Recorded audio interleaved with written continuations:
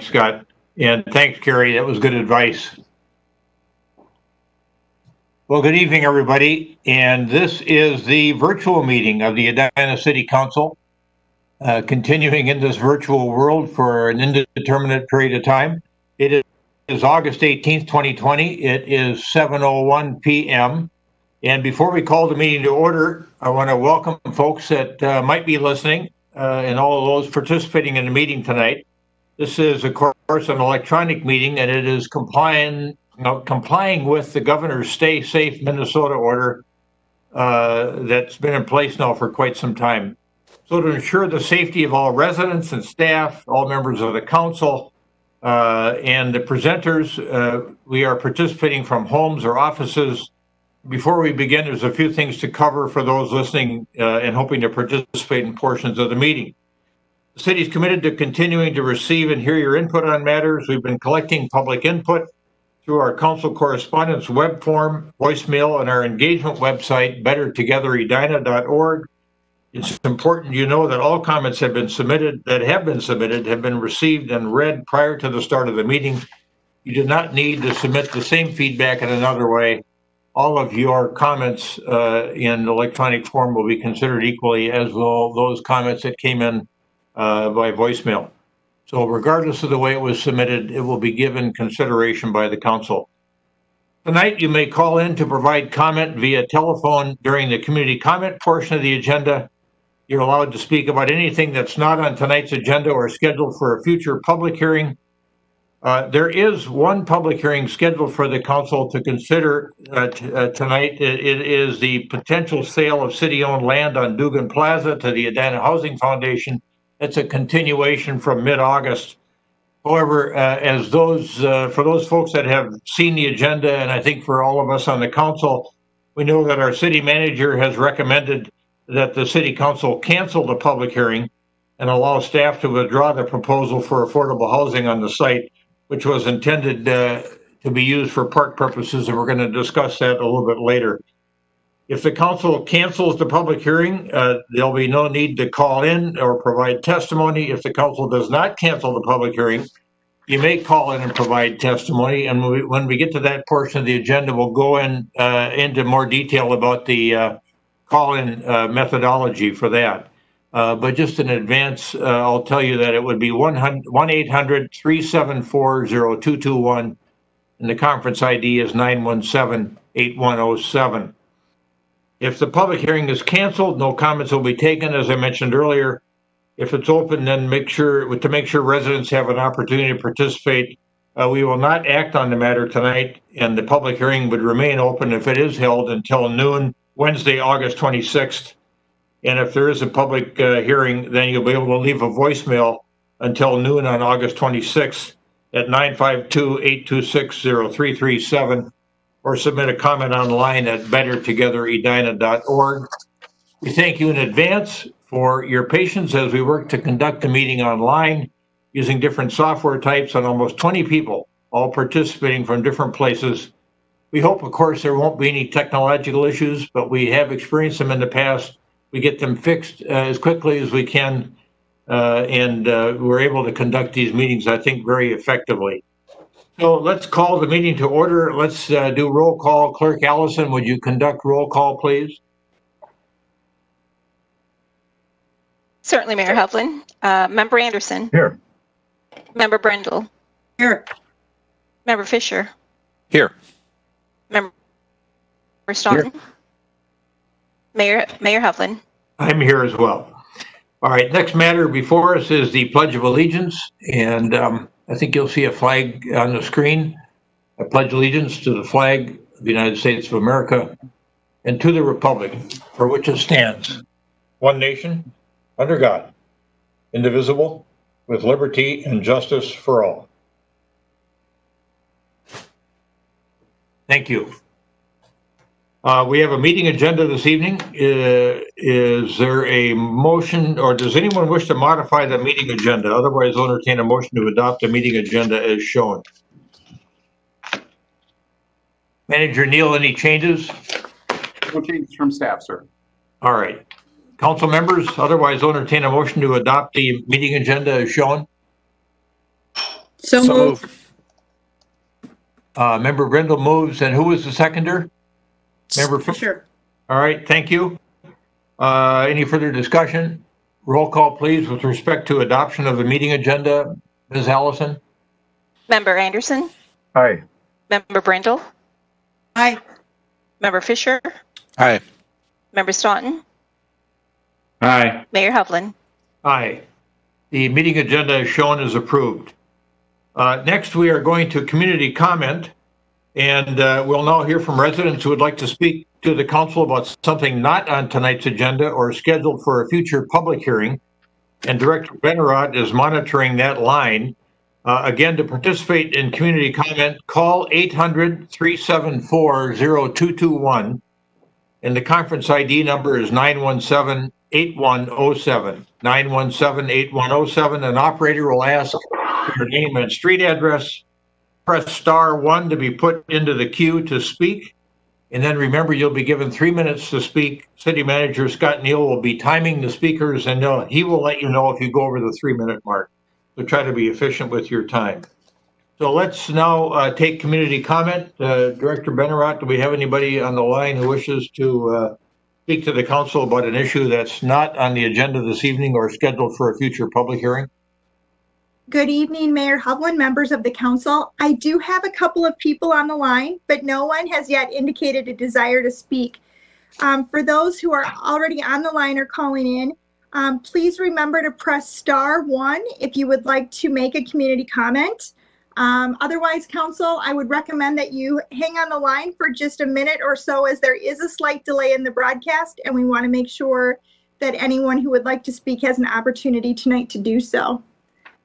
I still don't see anyone who's pressed *1 yet, so please just pause a minute before moving on to the next agenda item.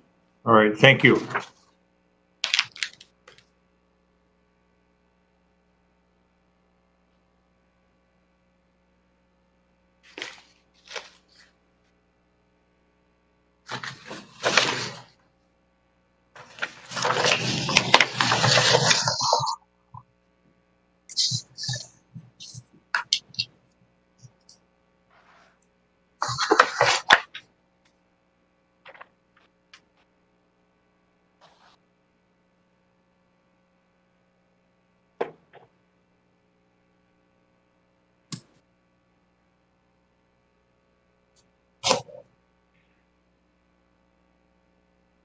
I think it's safe for you to move on to that next agenda item. All right, thank you. The next agenda item is the city manager's response to community comments. And we had some last session. And Manager Neal? Thank you, Your Honor. We did. We had 5 speakers at our community comment section at our August 5th meeting. One speaker had a number of concerns. They started with Arden Park. They went to the fire service, and also rail service, and also fiber optic service to the home, a service that the city does not offer. So we answered most of those questions about Arden Park. I plan to give you an update at the end of the evening on that park project as well. I can tell you that city staff are actively engaged in identifying potential Fire Station 3 locations in the northeast quadrant of town. We hope to bring that to you later this fall in terms of what our options are and what our recommendations to you might be. We also then had 4 speakers that wanted to talk to the council and did in varying degrees about the Dugan Plaza proposal, and it was not on the agenda at that meeting, but is on for tonight. So we'll address their concerns, I think, in full in a few minutes. Good. That's all we had. Thank you. Any questions from council members of Manager Neal upon his comments? All right. We've got a consent agenda as the next thing on our main agenda, and that has several items embedded in it. Member Fisher would like to remove item 6H from the consent agenda. Is there any other council member that would like to remove an item from the consent agenda? Hearing nothing, is there a motion to adopt the consent agenda items with the exception of 6H? So moved. Second. Member Fisher moves, Member Brindle seconds. Any further discussion? This is a vote on the adoption of the consent agenda with the exception of 6H, which we will discuss separately. Roll call, please, Ms. Allison. Member Anderson, Aye. Member Brindle, Aye. Member Fisher, Aye. Member Staunton, Aye. Mayor Hovland. Aye. The consent agenda items are adopted and approved with the exception of 6H.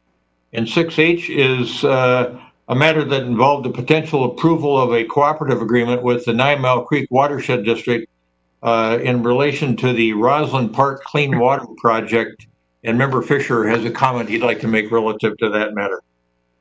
Thank you, Mayor. I just want to make a real quick comment. First of all, I want to thank staff, Chad, and in particular Ross, for reaching out to the neighbors, meeting with them. These are the neighbors on the upstream lakes, addressing some of their concerns. As I read through the agreement that we're about to approve here, it addresses that, and I like that the way this agreement is written. This will be coming back to this council at a 90, and maybe staff should correct me if I'm wrong in reading it this way, but I believe it comes back to the council at a 90% completion of documents. And I would believe at that point we'd have a pretty good idea of sort of the engineering behind the water levels and all of that, and from the study portion of this. So I just wanted to take a moment to reflect on that, make sure we're all understanding that, and to thank staff. All right. I would make a motion that we approve this item as well. There's a motion to approve the cooperative agreement that's been put in place with 9 Mile Creek Watershed District for the Roslyn Park Clean Water Project. It's been moved by Member Fisher. Is there a second? So moved. Second by Member Anderson. And then any further discussion? Roll call, please. Member Anderson, Aye. Member Brindle, Aye. Member Fisher, Aye. Member Staunton, Aye. Mayor Hovland. Aye.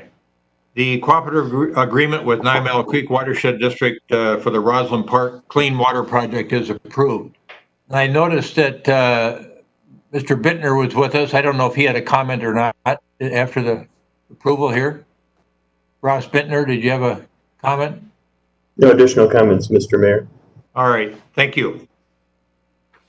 That takes us to special recognitions and presentations, and we have one item in that portion of the agenda to deal with this evening, and that is a proclamation involving Women's Equality Day, August 26, 2020, and Manager Neal had a few introductory comments there before I read that proclamation.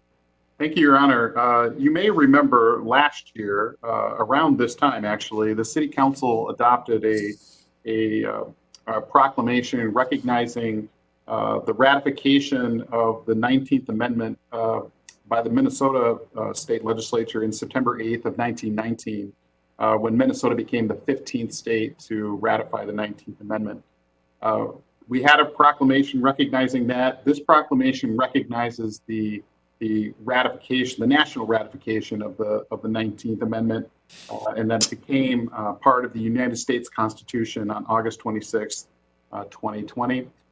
Normally, proclamations like this are brought to us by folks who are interested in drawing attention to them or have some other interest in them. Staff are advancing this to you today just because of the gravity of it. We think it's very important, and we knew the council would probably want to recognize it on a national basis. Thank you. Thank you, Manager Neal. I'm going to read the proclamation, and I think we'll adopt it. Some council members may have comments regarding Women's Equality Day. I'll read the proclamation that reads as follows. Women's Equality Day, designating that as August 26, 2020. Whereas on September 8th, 1919, Minnesota ratified the 19th Amendment to the United States Constitution, granting women the right to vote. And whereas as the 15th state to ratify women's suffrage, Minnesota paved the way for other states to ratify the 19th Amendment. And whereas states and communities across the nation have been celebrating the 19th Amendment and the date of their state's ratification. And whereas August 26, 2020 will mark the nationwide centennial of the 19th Amendment officially becoming part of the United States Constitution after the required number of states had ratified that amendment. Now, therefore, the Edina City Council does hereby proclaim Wednesday, August 26, 2020, as Women's Equality Day in the city of Edina to honor this important anniversary. The bold, courageous, and powerful women who fought for the ratification of the 19th Amendment to the United States Constitution deserve special recognition, especially on the 100th anniversary of its ratification in 2020. In honor of Women's Equality Day, the France Avenue lights will light up in purple, white, and gold as part of the Women's Suffrage Centennial Commission's nationwide Forward into Light campaign. All Edina residents are encouraged to acknowledge this important day in our nation's history in their own way and call attention to our continuing efforts to achieve full equality in our nation for all peoples. Is there a motion to adopt the Women's Equality Day proclamation? So moved. Appropriate, Member Brindle, thank Second. you. Member Fisher seconds. Further discussion? Roll call, please, with respect to adoption of the proclamation. Member Anderson, Aye. Member Brindle, Aye. Member Fisher, Aye. Member Staunton, Aye. Mayor Hovland. Aye. The proclamation recognizing Women's Equality Day as August 26, 2020 is hereby adopted. Really an important milestone, I think, for our city. Hard to believe. I was just looking at some of the dates involved in the proclamation and thinking that my mother was born in 1917, born into a world, in a country where she couldn't vote when she came onto this earth. And I'm sure others of you had that same experience. So really puzzling why it's only been 100 years that women have been able to vote, but nonetheless, really pleased to be able to celebrate this 100-year anniversary of the passage of the 19th Amendment. Other council members have comments or thoughts relative to their own families or just general observations? Okay, thank you. All right, moving on to the next portion of the agenda, which is public hearings. We've got one item here, the potential public hearing, and it involves the Dugan Plaza matter. And of course, we've had done by one of our residents, Wade Tholman, really significant research and some further research done by our city manager.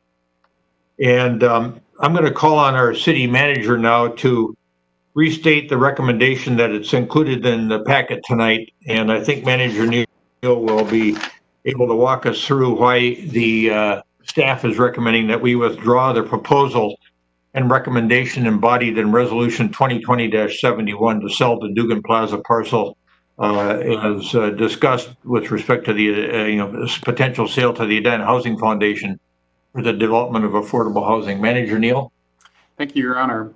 As you mentioned, when we first took up this matter at the July 21st council meeting, there was a considerable amount of input and some folks offering additional information about the history of the Dugan Plaza parcels that staff were not aware of.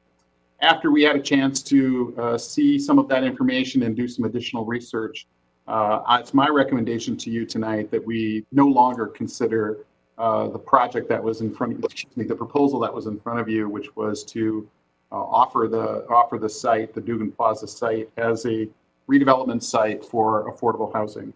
And the reason for that is when you look at the original intent of the city's acquisition of this parcel, it was clearly as park property. The council made that decision back in March of 1963 to acquire it for park purposes, and the deed restriction from the state back to the city also included that deed restriction for that particular use. I don't see it as a good precedent to convert park property to other uses, including private uses. I think folks in the neighborhood have relied for many years on that designation, that it was purchased for park purposes, and we should leave it as such. And so my recommendation to you is to accept that staff recommendation to withdraw the proposal, to cancel tonight's public hearing, and also finally to direct staff to more overtly classify the property as part of our official park inventory. That doesn't mean anything's going to happen to it in terms of development anytime soon, in terms of park development. But it does take that extra step to make sure that future city councils and future city staff don't go into this same issue the same way.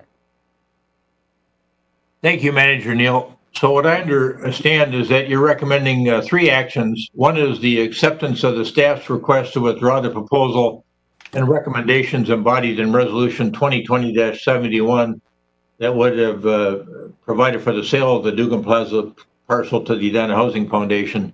Cancel the hearing that was scheduled or continued to tonight, August 18th, 2020.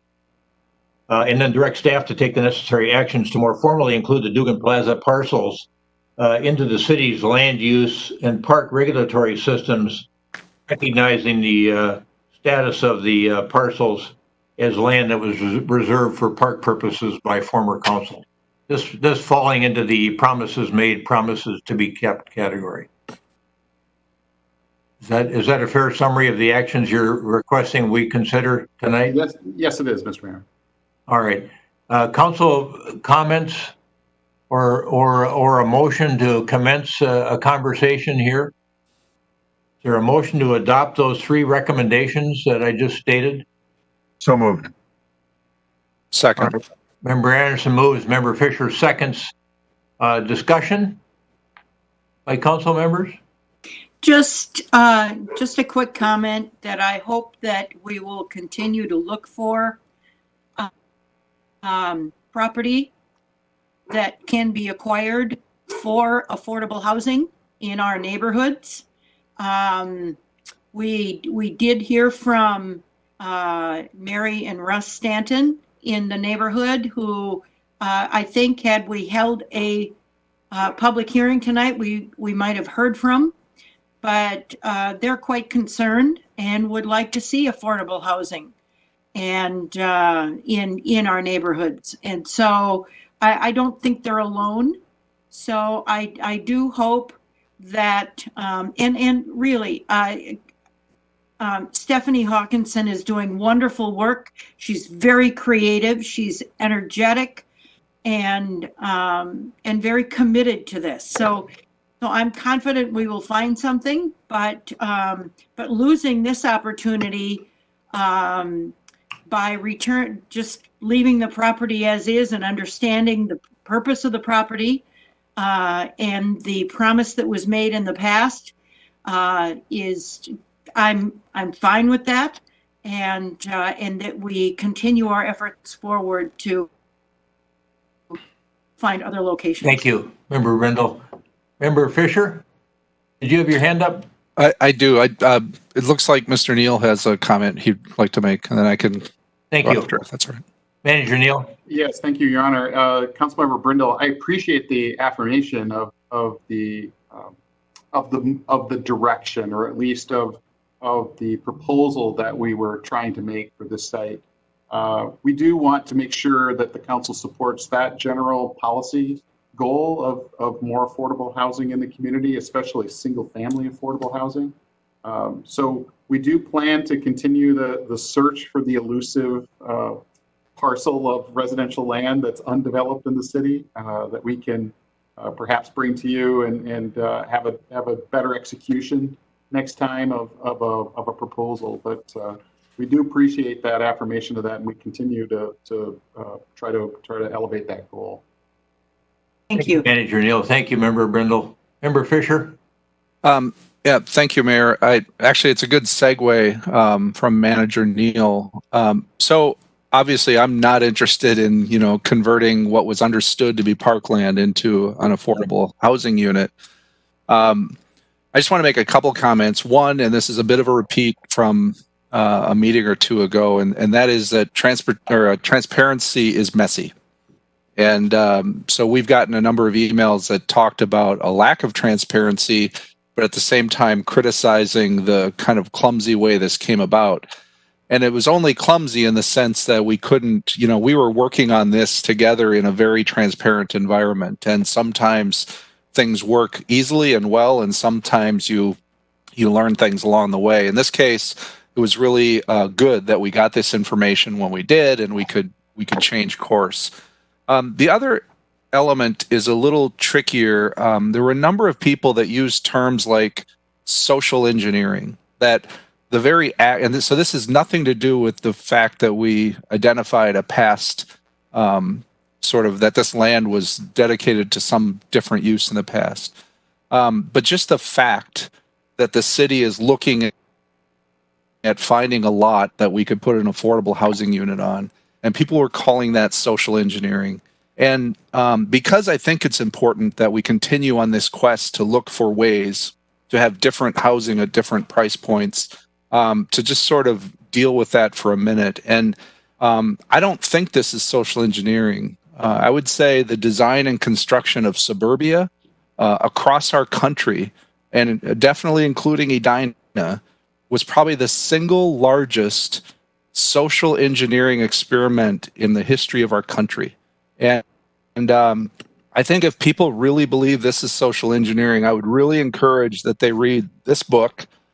It's a really good read about the history of how suburbs were created, how our country very deliberately separated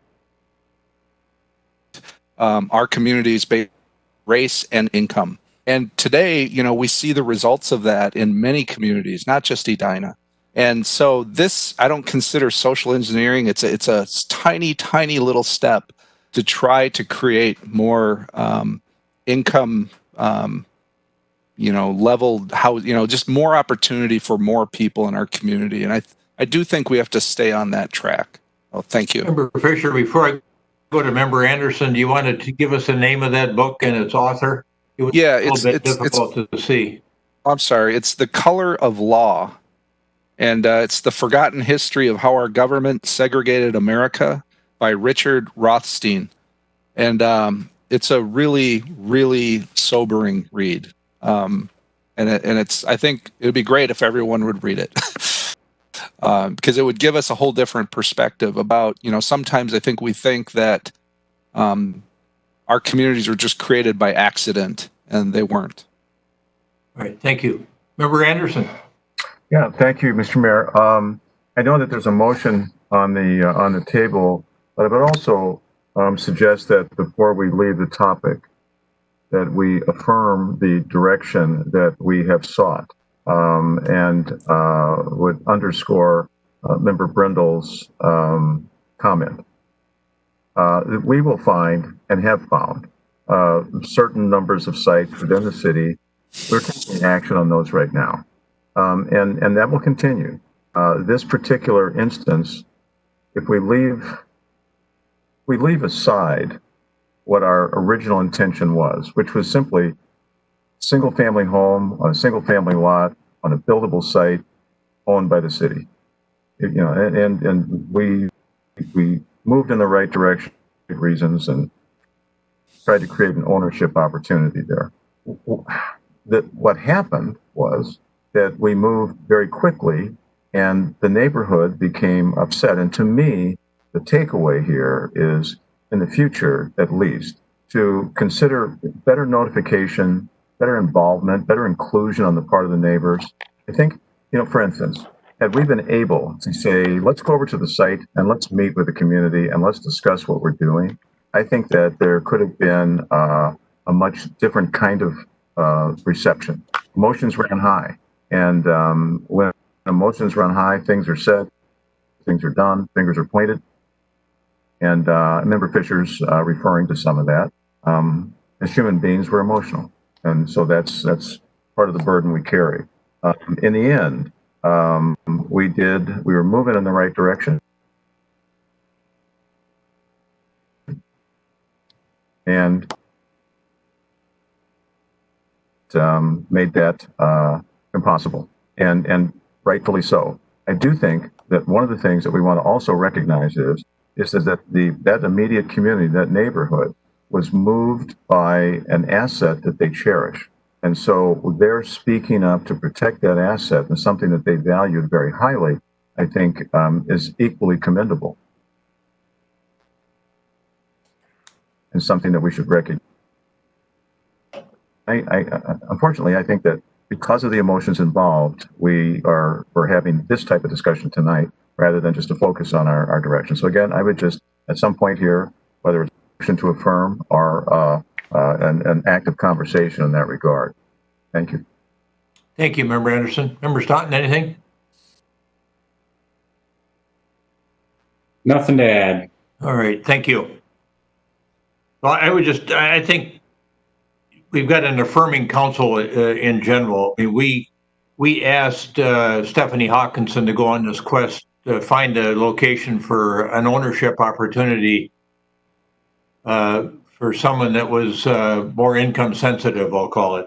And she did a diligent search, and as it turned out, this was not the right location. So I think even for people in the neighborhood, many of the conversations I had with folks were affirming of the idea and reinforced the notion of affordable housing. But the idea that the promises have been made with respect to this particular property, keeping it parkland, keeping it in the park inventory, even though it hadn't officially been put in there, was an important thing to recognize and honor and respect. So I thank Ms. Hawkinson for her diligence in finding this opportunity.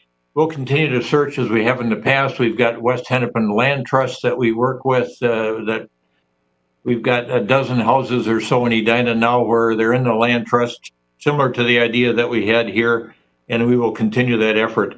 I concur with Member Anderson, too, that if we get ourselves in this situation in the future, we need to look at our notification requirements under the ordinances, because the way it fell here was we did not have to give a broad notification like we might have in other circumstances. And I think we need to think that through, or have staff come back and tell us, you know, in this circumstance where you've got a whole subdivision, Brookview Heights, that goes by this property, many of them daily, we might want to think about a little broader notification area or in the entire subdivision, so that everybody has an opportunity to be heard. So I think that's something we need to take a look at as we move along here as well.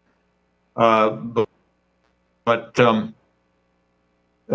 think that I understand well and appreciate well the work that our staff has done, that some of our residents have done, like Mr. Thoman, and also our city manager on his diligent research with respect to what occurred on that city council meeting on March 11th, 1963.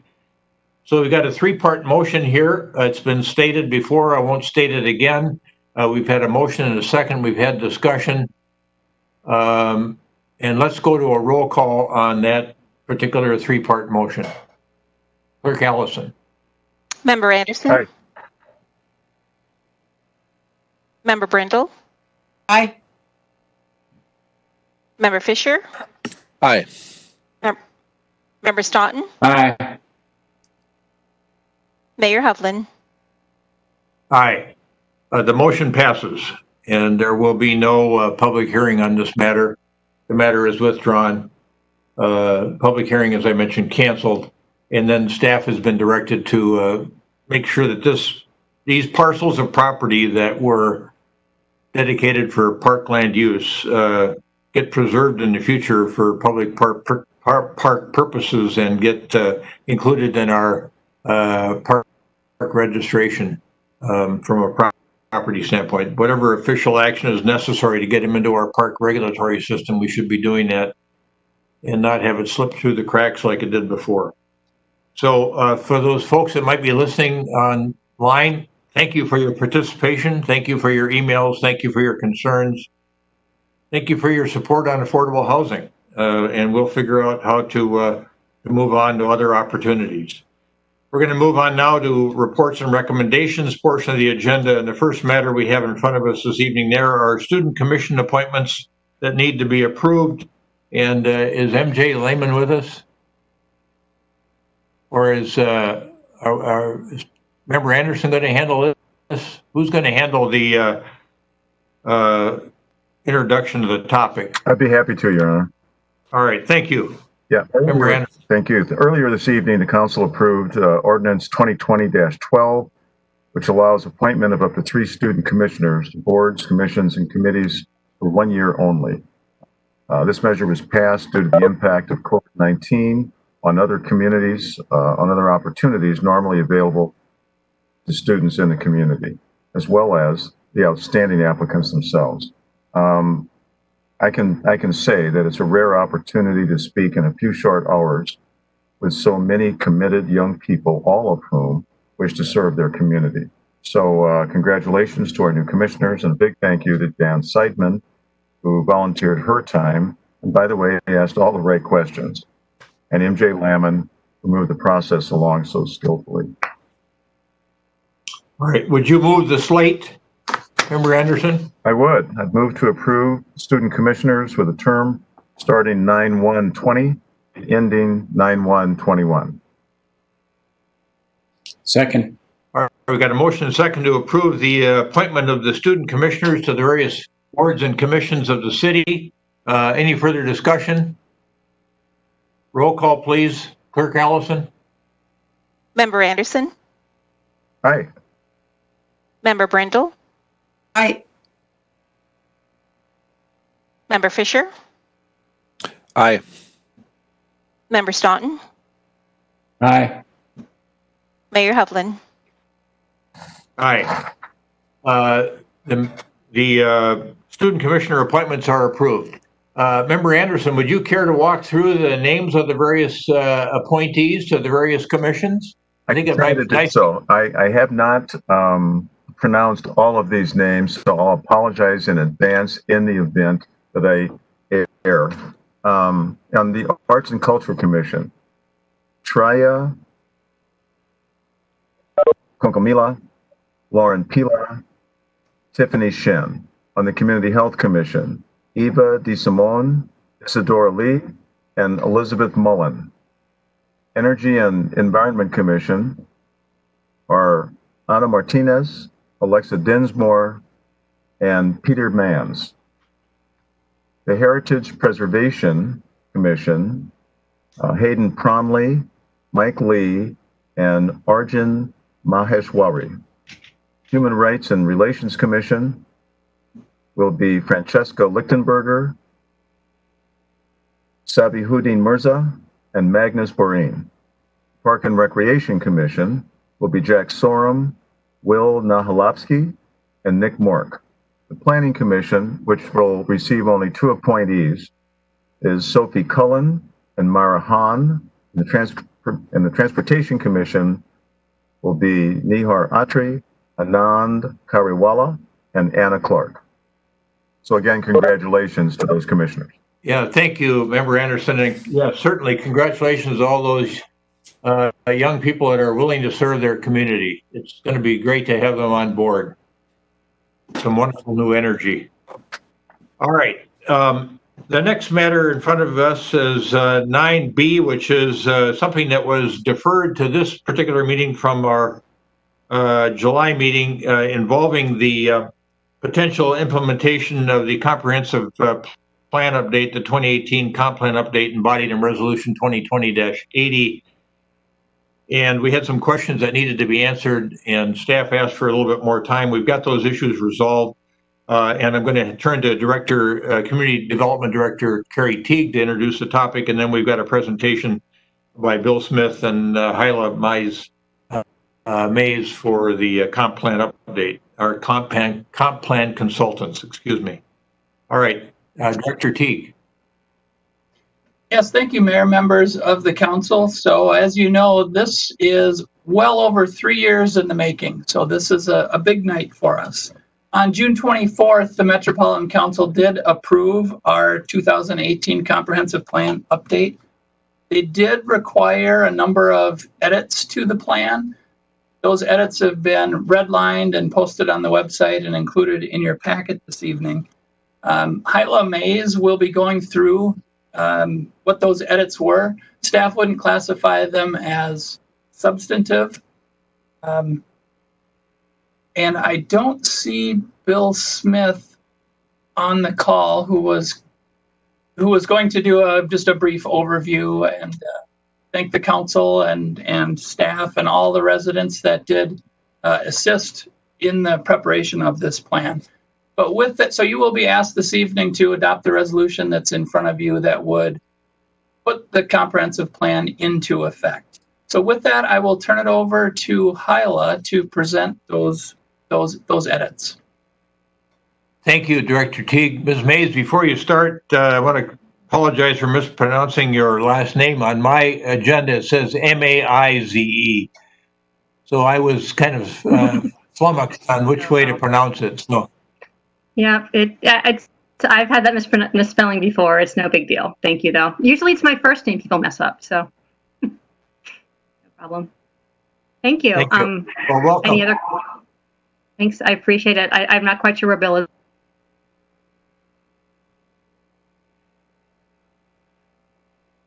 I think you're temporarily frozen there, Ms. Mays.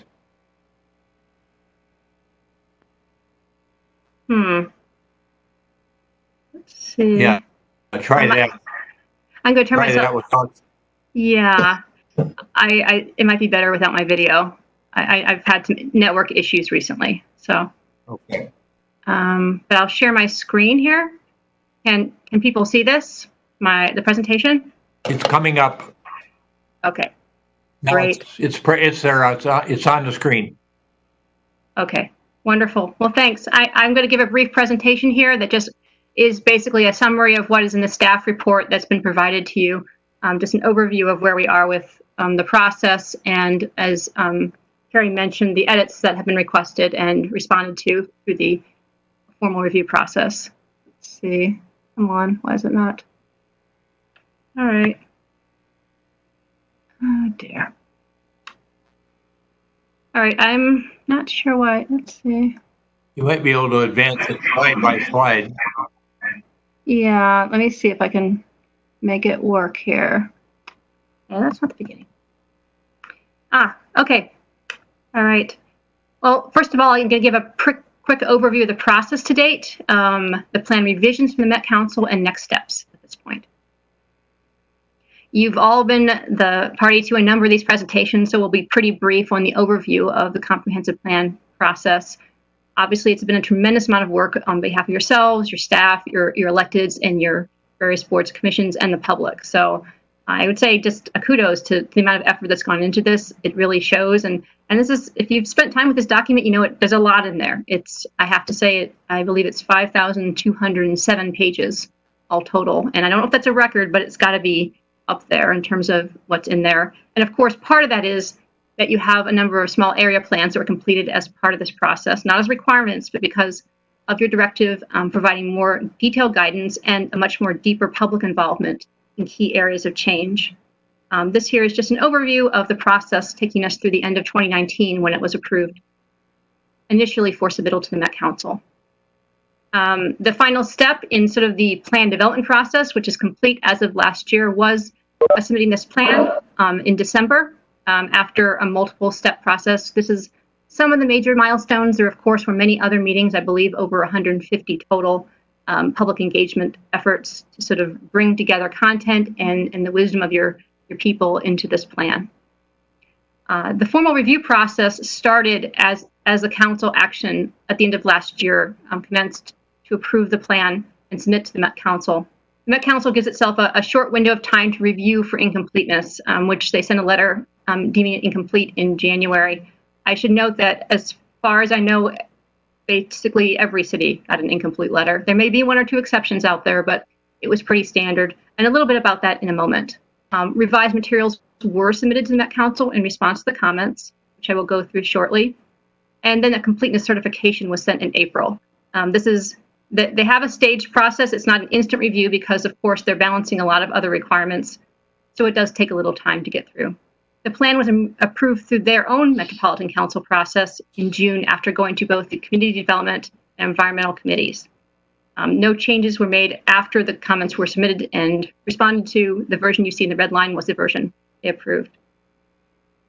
At this point, lays the final action in this comp plan update process, which is the final review and approval of the comprehensive plan document by City Council, in which case it would be in place as your official comp plan going forward. Just as an overview of the comments, there is more detail available. The materials that were provided online walk through this in detail. We have the letter that was provided by the Metropolitan Council outlining the requirements and changes. There's a spreadsheet and table that was provided that talks through what each comment was, the specific response, and where can we find the document. And then finally, there's the document themselves, which have the red lines in the plan where those comments were added. So there's transparency in terms of how we responded to each of these. I'm going to go through these pretty quickly. If there are questions about any one, we can certainly talk about them, but I just wanted to provide an overview of, at this point, of what was done. In land use, just a higher resolution version of the future land use map. It got a little compressed when we had 5,000 pages. There's some clarifying footnotes and formatting on tables, and some clarification added to the neighborhood node density ranges. Also, some maps and tables were updated to clarify how non-buildable areas were addressed.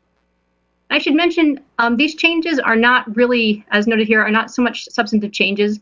They reflect a sort of auxiliary but important goal of the comp plan process for the Met Council. There is, of course, the certification that it meets standards related to regional planning, but this is also a data gathering and data organization effort for them.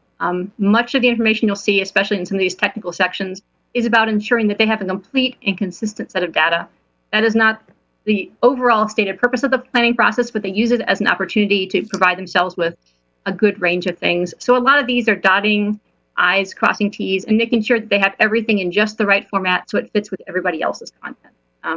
That is a little bit of back and forth, but hopefully that's value added for them, even though it is a bit more process on the city side. I'll keep going through the comments on that note. Housing was updated to reflect a previously agreed upon change in affordable housing, accompanied a previous change in citywide population forecasts. The most recent version of the memo, which I think was revised after the last meeting, includes some additional explanation of the increased population forecasts, which were discussed previously.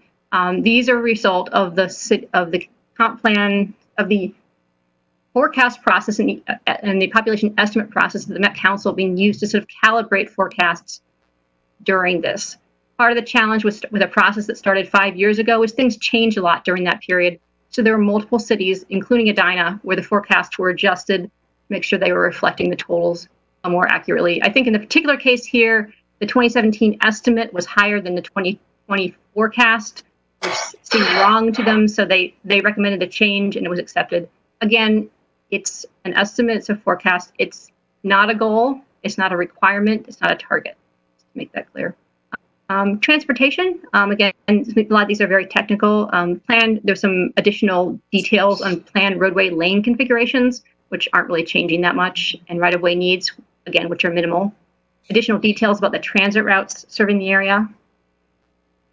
For water, documentation of adjacent jurisdiction joint billing arrangements, capacity and design flow data for existing systems, some documentation of the ordinances the city uses to regulate inflow and infiltration, how subsurface treatment systems are managed, and some existing updated information on the water supply planning, which already existed but needed to be consistent in the plan.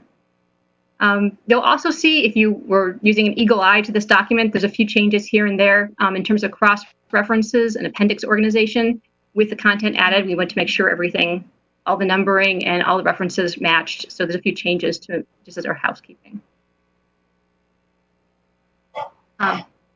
There were a few conditions attached to the approval, all of which are pretty straightforward. The one condition, of course, is that the approval at the City Council happens, which is today's action proposed. The plan reflects the updated forecast for growth and affordable housing allocation, which are included in the document. They're not different than what was discussed earlier. The sewer plan is approved. That is a component of the plan, but because of the way they regulate sewer, they want to make sure it's extra clear that it's being approved. And there's a little trailing bit of data that didn't get caught by them during the official process. At the end, they're like, oh, by the way, can you make sure to have a couple of maps, which your public works and engineering staff have very ably provided. So at this point, next steps, there's an adopting resolution to approve the final version of the plan as written. There's going to be finalization and distribution of the plan document. We'll make sure, of course, once this is all final, to remove the red lines, clean it up, and to get rid of the many versions and drafts which have circulated, so we have a nice, consistent final version and to avoid confusion. And then after plan adoption, there is a requirement, as it's written into the Met Council documentation, that zoning and regulatory changes be made to make sure that those are in conformance with the new comprehensive plan. We've discussed it with Kerry and his team, and there are fairly minimal changes. There's a few changes, but that is required, of course, that the regulations and the policy guidance are consistent. At this point, that is the end of my presentation. All right. Ask at this point. Questions for Ms. Council members?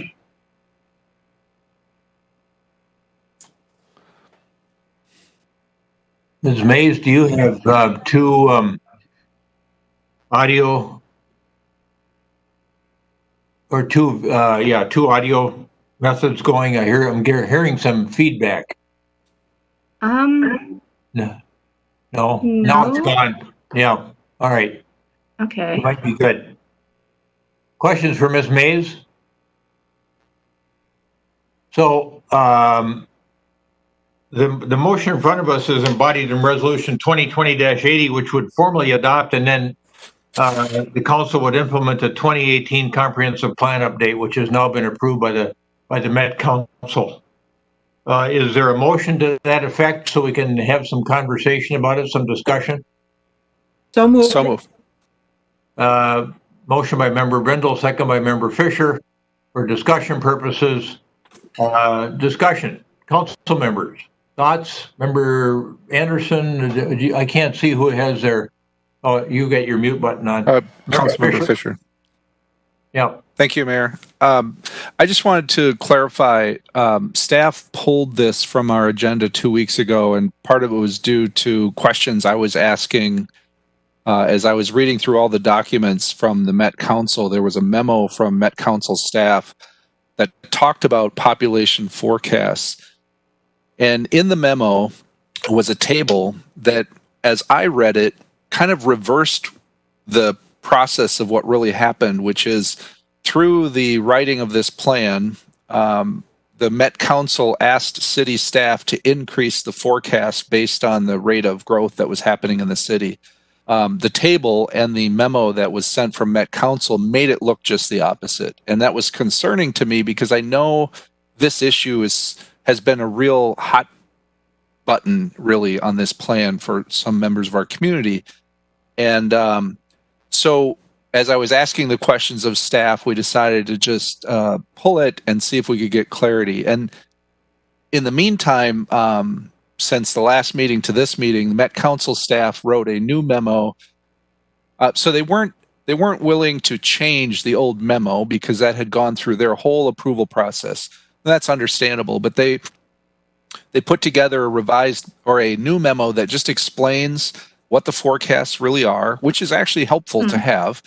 And it was just stated by our consultant that they're not a target; they're simply sort of a projection, and they're not goals or mandates, right? And they're just a likely future based on land use and growth. And clearly, if there's a pandemic or whatever, it could drastically affect those numbers.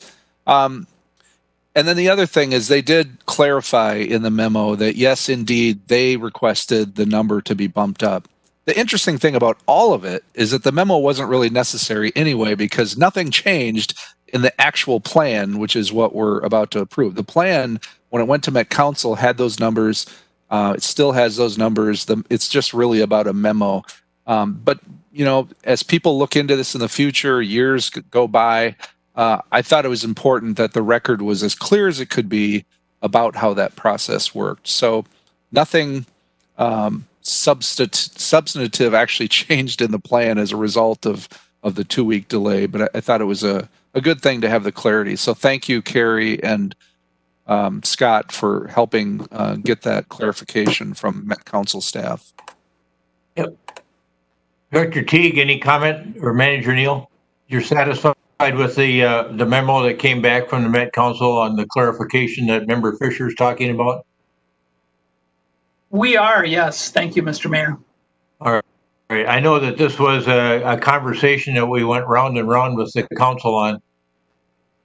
And so thank you, Member Fisher, for that clarification, and thank you for asking that question 2 weeks ago. That prompted us to get the clarification on that memo in a subsequent document from the Met Council folks.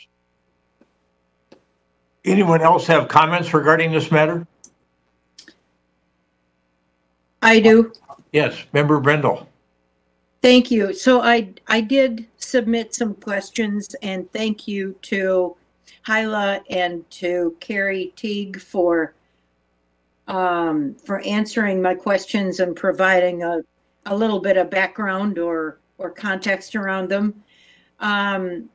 You know, looking at some of the numbers as much as they've been increased in this plan beyond what was anticipated by city staff and by the Planning Commission and the volunteers who helped work on this, you know, one of the challenges I think is now with this plan, what are some of the strategies and what are the steps that are going to be put in place to accomplish some of these things? Because they're aggressive.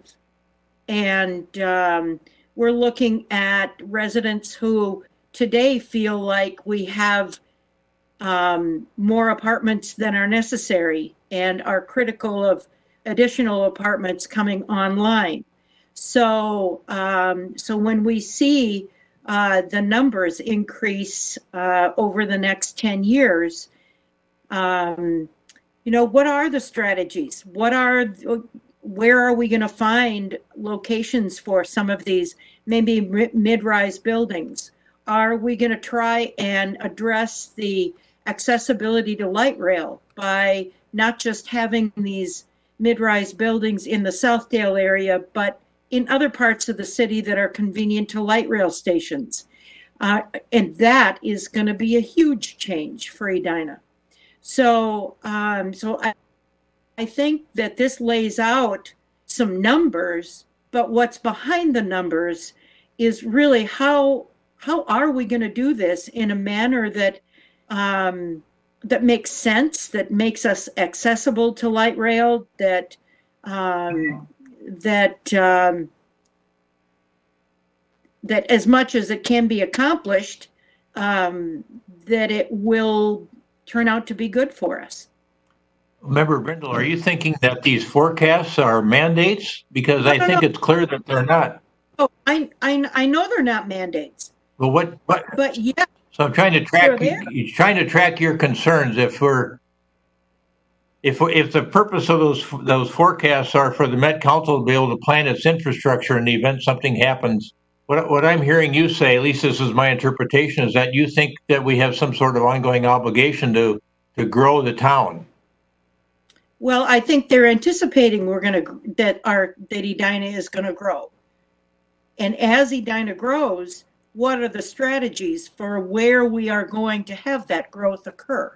I mean, all right. Okay, that helped. That's really, that's where I'm looking. Yeah. Thank you for that clarification. That's helpful. Anyone else have a thought? Member Staunton? Just to reply to Member Brindle, I think the answer is that the comprehensive plan is a broad direction document that gives guidance as to where we're headed, but it is not the end, it's really the beginning. And now the task is to kind of follow that direction. One of the things we're doing is we've appointed a housing task force to answer some of the questions that you've posed about what types of housing do we need in the community, where should that housing be, how should we implement it. And those are the next steps. So the comprehensive plan is not the end, it's the beginning. And I think it charts a course, and the challenge is to follow it. Thank you, Member Staunton. Anyone else? Member Brindle, anything else? Member Anderson? I just would comment, my attention is often drawn to a housing section, and one of the big challenges that we have going forward, number one in the immediate term, is going to be the economy and how we progress in the next couple of years. Exactly what happens and what the lending environment is going to be, because we often look to new construction, we look at new developments. We're going to look at one tonight. And that begins it raises question marks about how we do it. We look to affordable housing as a component of the population forecast and say, how do we achieve that? And I continue to be of the opinion that we will have opportunities in the near term to investigate, identify naturally occurring affordable housing so that we can move towards that and by controlling it, make it available over the long haul. My personal opinion is that more units will be created, at least in the immediate term, by giving attention to that than we will necessarily by looking to our inclusionary affordable housing policy and by what building is going to be coming. We have a lot of deliveries coming up here in the course of the next year to 18 months. And so we'll see what the nature of those are and if there are any further delays in construction. We've seen that. We may continue to see it. So I think that that's going to be a head scratcher. In terms of finding suitable single family opportunities, that will be the defining element of how complete our affordable housing investigation goes.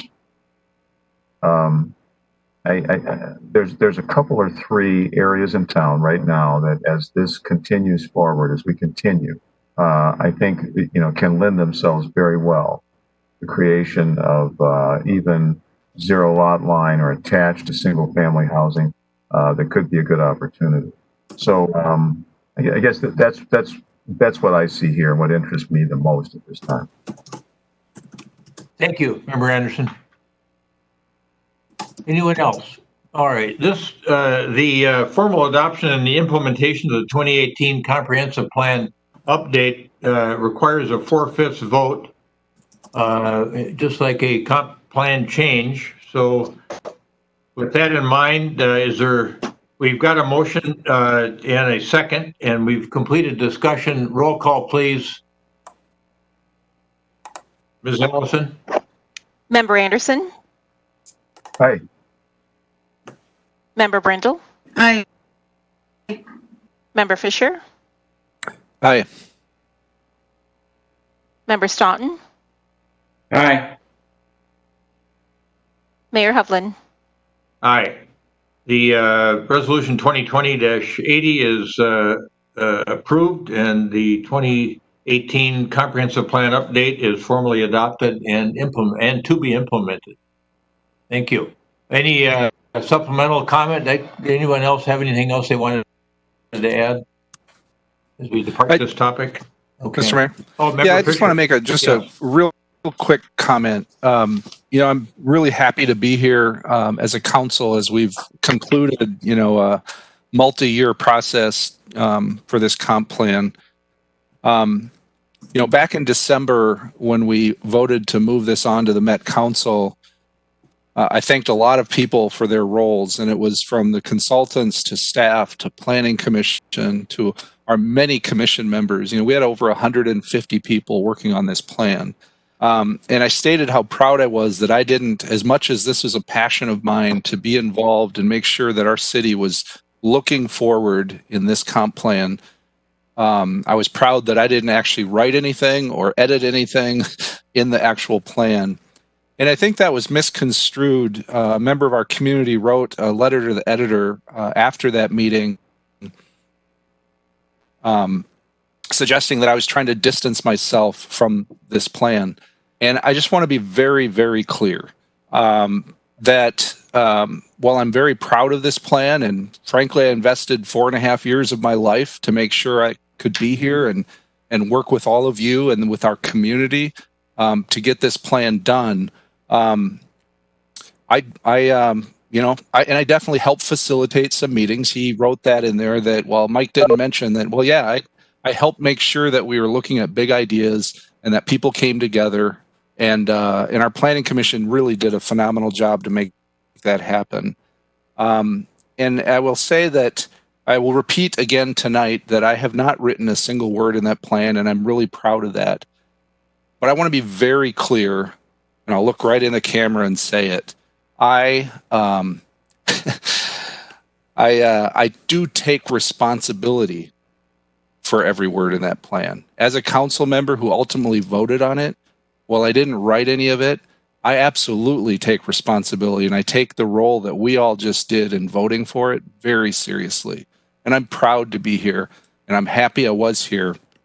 And I'm really happy to see the candidates that have stepped forward in our city. They're going to be with many of you in the future carrying out this plan, making sure that we are looking forward, not backward as our city grows. So thanks to everyone who participated in this. Member Fisher, thank you for those thoughtful comments. That cause anyone else to want to have an additional comment made regarding the comp plan work? Okay. All right. Let's move on to the next matter, which is the Human Rights and Relations Commission recommendation for ensuring equity in city facility art and decor. And they've been working hard on this issue, led by our very able Heidi Lee, our race and equity coordinator. She is with us this evening. I hadn't seen her for a couple months, and I've seen her twice now on the same day. We had a meeting earlier this afternoon on something else that's quite exciting, and that you could even mention that, I guess, Heidi, as we talk about that opportunity with the mentor group out of Boston. But let's cover what you are here for this evening on behalf of the HRRC. Great, thank you, Mayor Hovland and council members. I'm here to present the arts and the assessment rubric and recommendation for the art and decor for city facilities.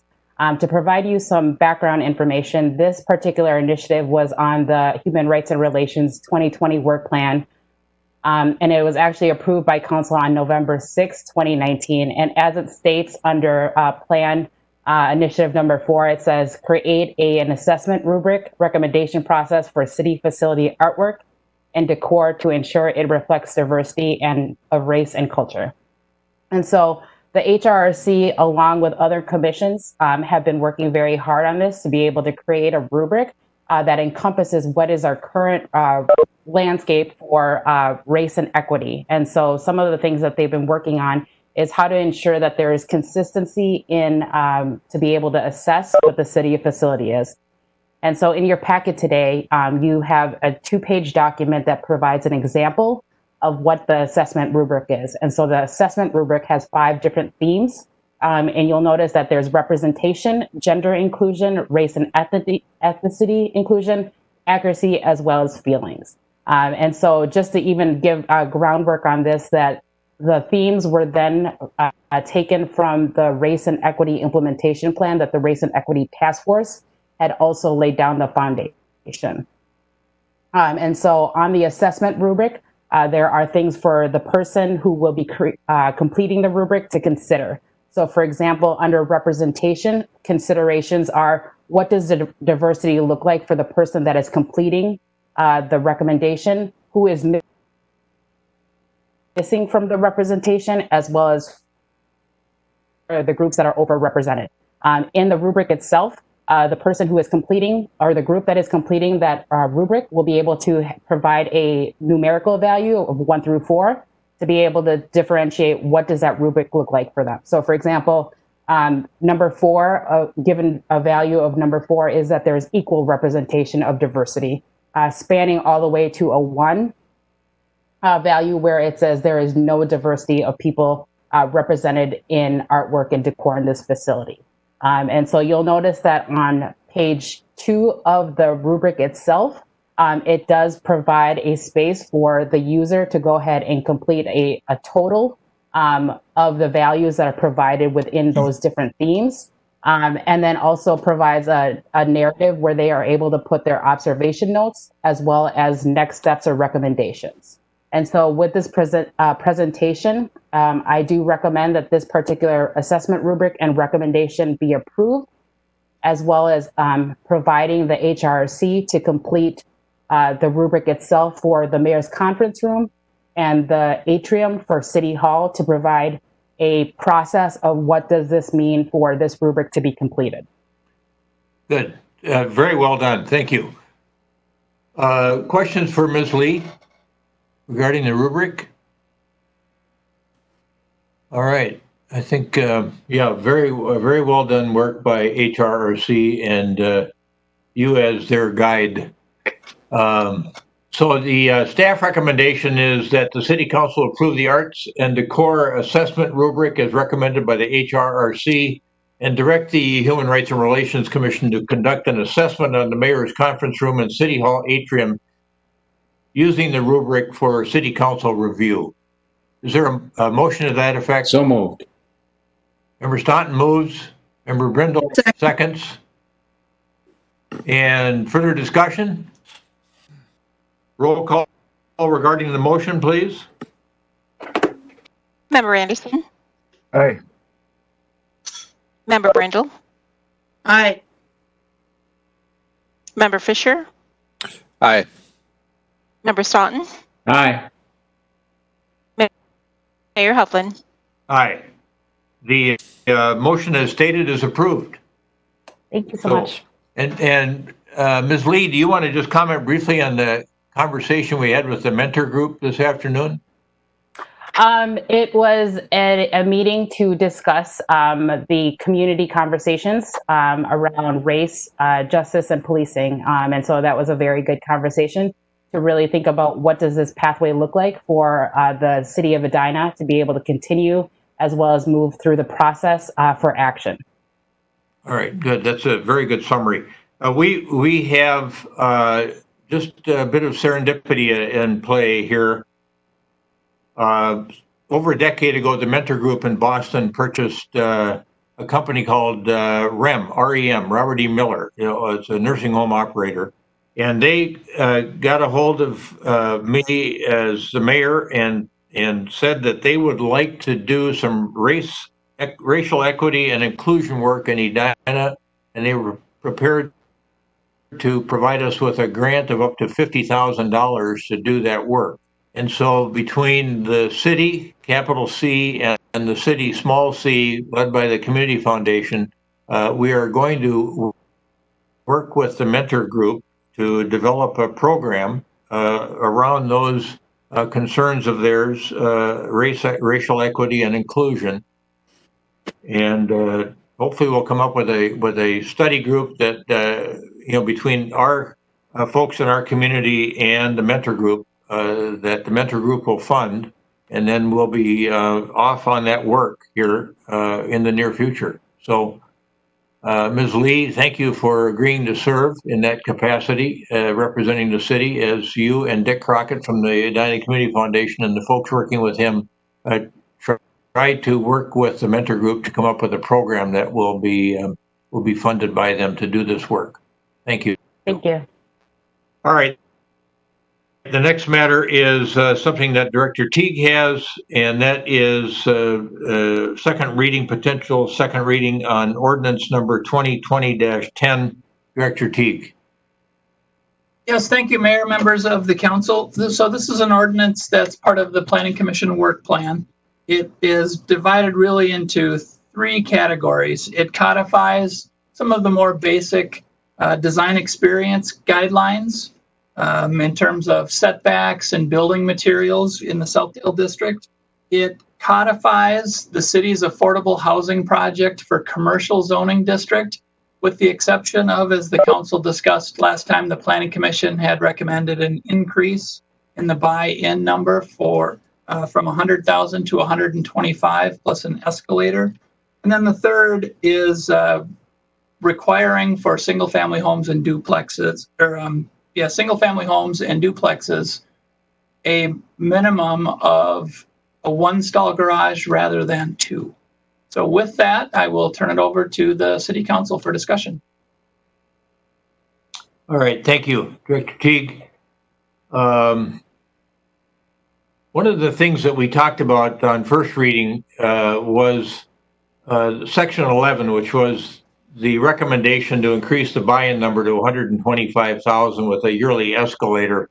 There were several of us that expressed concern about that at this particular point in time during a pandemic.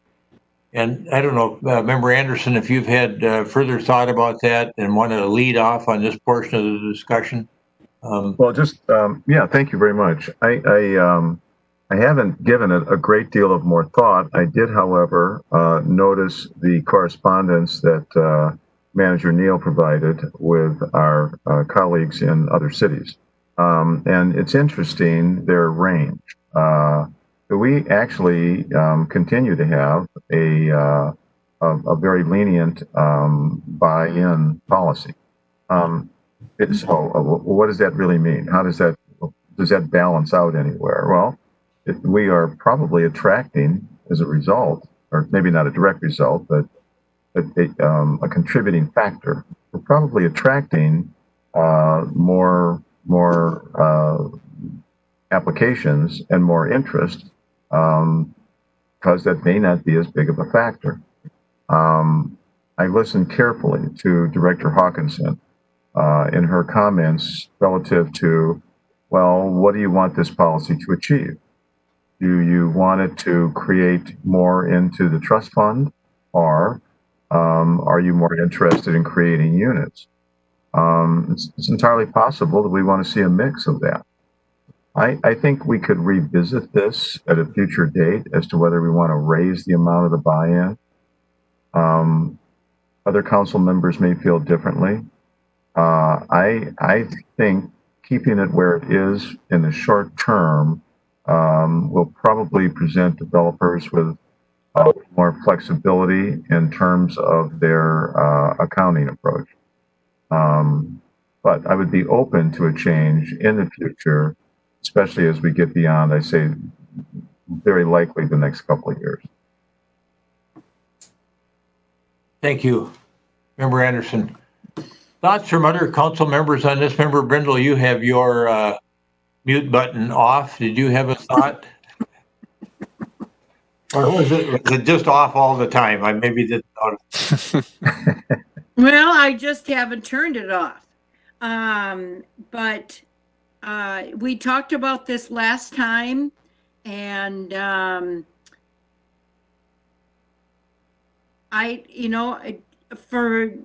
for the developments that we've seen, I'm not sure that 125,000 is that much different than 100,000. So from that perspective, it may be kind of an arbitrary change, because I don't think $25,000 is going to dissuade someone from including affordable housing in their building. The escalator, however, I'm not sure how.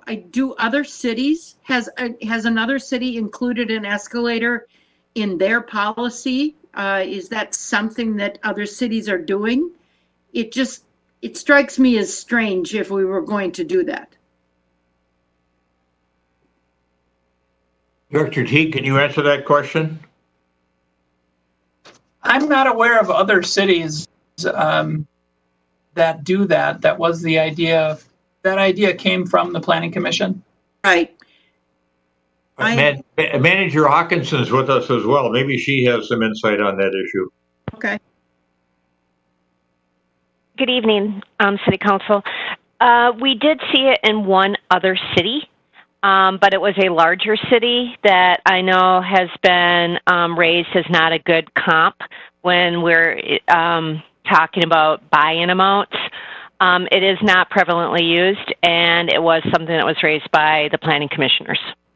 Okay.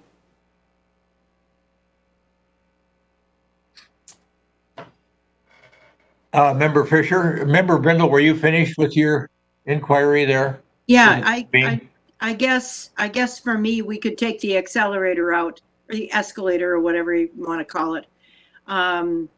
Unless somebody else feels strongly about it. All right, thank you for that comment. Member Fisher. So I think this is where at the last meeting my cabin Wi-Fi went on the fritz, and I missed a little bit of this conversation. But I just hearing what Councilmember Anderson had to say, I really fall pretty closely with what he's saying. That I think, in a way, you know, there's more art to science with this number, and if you want a little bit of mix, perhaps earlier, Councilmember Anderson was talking about naturally occurring affordable housing, and what are the ways that we can, and if he's right, and I have reason to believe he is, that those opportunities may be sitting out there for us. Having this money in a pool is not a bad thing to be able to go out and find some of that as well. And my experience, you know, as we've been watching what's happened the last few years, is that we're getting a fair amount of our developer projects building it right within the project, which is great. That's what we're trying to do. There have been a few that I would categorize as maybe a little higher end that they're choosing to use the buy-in, and I think that makes sense in some cases.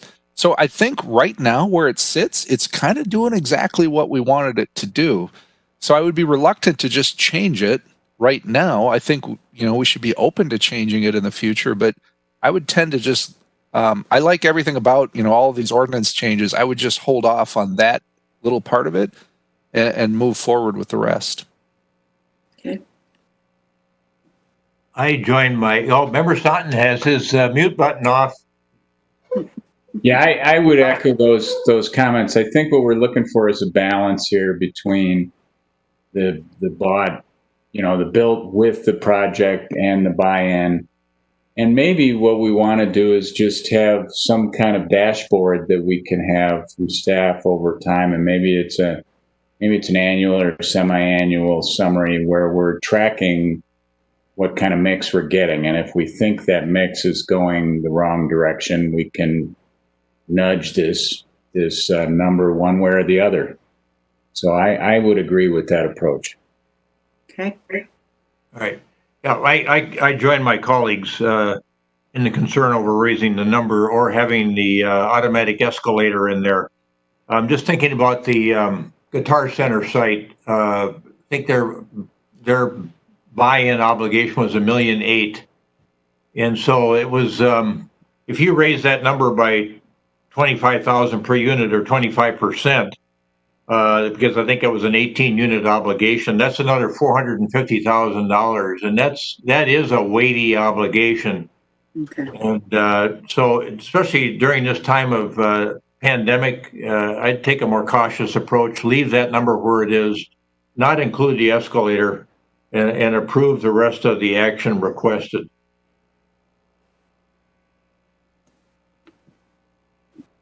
So it sounds like we may have unanimity of opinion here. Is there a motion to grant second reading on ordinance 2020-10 with the exclusion of, I think it's section 11, which Director Teague, can you steer me in the right direction here? Yes, page 8, Roman numeral 3. So it's basically reverting back to the language in the affordable housing policy. But the ordinance would read, the TBI shall be equal to 100,000 per unit, rounding up to the next whole unit, and then striking the escalator language. Yeah, I'm with you. It's in section 11. It's 36-612 I, and then triple I, which would be changed to TBI shall be equal to $100,000 per unit, rounded up to the whole next unit, and then strike the language about the yearly escalator. That would be the end of the sentence. Is that correct? That's correct. All right. So moved. Somebody, thank you, Member Staunton. Second. Member Fisher, thank you for the second. Any further discussion? Roll call, please. This is a 4/5 vote. Member Anderson, Aye. Member Brindle, Aye. Member Fisher, Aye. Member Staunton, Aye. Mayor Hovland. Aye. The motion as stated is approved. And then Clerk Allison has the next matter, which is a summary publication of what we had just approved with respect to ordinance 2020-10. Clerk Allison, you want to explain what you want for guidance from the council there, please? Yes, Mayor Hovland, member of the council. So the ordinance that you've just approved is about 10 pages long. We are required to publish all ordinances. And so the summary of publication allows us to publish just a summary and then having the ordinance available in City Hall or online for those who would like to view the entire ordinance. By publishing a summary, it allows us to reduce our publishing cost because you're going to about 1 page versus 10 pages. All right, thank you, Clerk Allison. Questions for Clerk Allison with regard to summary publication versus full publication? And Mr. Knutson, no issue with that, or Member Staunton? No issue. Permissible legal Yes. action? Authorized. Okay. Mr. Mayor, I move that we approve summary publication of ordinance 2020-10 as represented as recommended in the staff report. Second. All right, we got a motion and a second. Any further discussion? Roll call, please, Clerk Allison. Member Anderson, Aye. Member Brindle, Aye. Member Fisher, Aye. Member Staunton, Aye. Mayor Hovland. Aye. Motion is approved allowing summary publication of the ordinance 2020-10, which we just approved in the prior motion. All right, thank you. We've got a couple more matters in this section of the agenda. The next matter is 3451 Parkline Avenue. That's the York Gardens Senior Living. They were in front of us last month and wanted to, well, I'll let Director Teague take this matter. I think they wanted to convert some spaces into some unit spaces. And Director Teague? Yes, thank you, Mayor, members of council. They were proposing to remodel the therapy area into 3 units, three additional units in the facility. It conforms to the comprehensive plan in regards to density and also complies with zoning regulations in terms of parking. So Planning Commission and staff are recommending approval. The Planning Commission recommendation was unanimous. With that, I'll turn it over to the council for final action. All right, we have a representative from Ebenezer on the line. Is there any one on the council that has a question for Director Teague or for the representative of Ebenezer, Barb from Ebenezer? Otherwise, we'll entertain a motion to adopt Resolution 2020-81, which would approve the site plan for York Gardens Senior Living at 3451 Parkline Avenue, as described by Director Teague. So Member moved. Fisher? Second. Member Fisher moves, Member Staunton seconds. Any further discussion? Roll call, please. Clerk Allison? Member Anderson, Aye. Member Brindle, Aye. Member Fisher, Aye. Member Staunton, Aye. Mayor Hovland. Aye. Resolution 2020-81, allowing the conversion of that space to livable units is approved. Thank you, Barb, for being with us this evening, and thank you, everybody. This will be a great addition to the York Gardens Senior Living Facility. And next, we have sketch plan review for 6600 through 6800 France Avenue, and Director Teague's going to introduce the matter.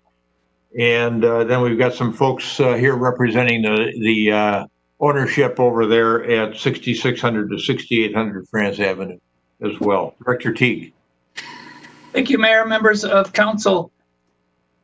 This site, large site, 17 acres in size, was rezoned to planned unit development about 3 years ago. So part of the beauty of a PUD is there's a specific plan that's approved for that site. That's the only development that can occur. Well, that project didn't occur. And what the applicant would like to do, essentially, this would be an ordinance amendment to revise that approved PUD. So the city has complete discretion for approval or denial. The underlying density, it was a planned office district. So with the PUD, we allowed them essentially to double the square footage that's allowed under the previous zoning of planned office district. And there was a number of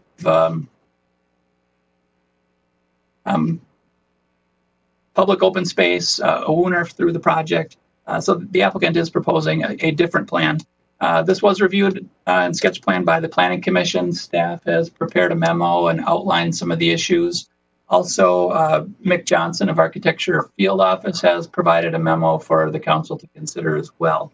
With that, I will turn it over to Andy McIntosh of McGough Development and Victor Paciotti, the architect from HGA, and they'll walk you through the specifics of the proposal.